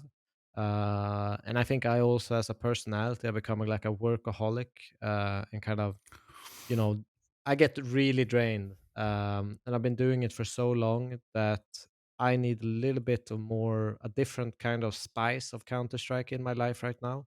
So that's fair. I haven't like thrown it away like it's never going to happen. But right now I'm really enjoying what we are doing together and hopefully, be able to bring, more interesting content, thoughts, and my perspective of Counter-Strike, and I would love to do desk work. Would love it. Hell yeah. And a lot of your insight, right? And because of how active you are compared to, obviously, the analysts who work on all the events, right? They can't be as active as you are in this, and with this level of knowledge you have. Fucking hell, you are the only person with a major win under your belt as a coach and player. I'm just gonna keep using that every chance I get. I am. But yeah, it would add a lot to a broadcast that is missing currently. We just don't have it. So it would be epic. They can bring the ex-pro players in and stuff like that, but it's a different thing of how your understanding of the game and the players and the mentality is as well. So obviously I'll always sing your praise with that. But yeah, someone hire him. He wants to come and do some more desk work. It's been a while. He's ready for it.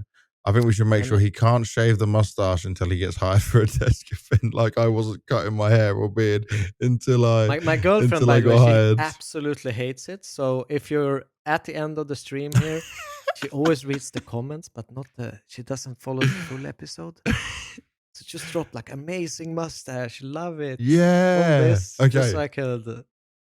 If you are a fan of the podcast in any way, any of you love this podcast, just even if you've never commented before, I'm not even asking you to subscribe or like, just write Devilwalk's mustache is amazing. Mustache is beautiful. Handsome mustache. Any comment like that would be fantastic. And I'll just go to her, be like, I'll tell you her reaction. If you do it, you get some comments in. I'll show it to her.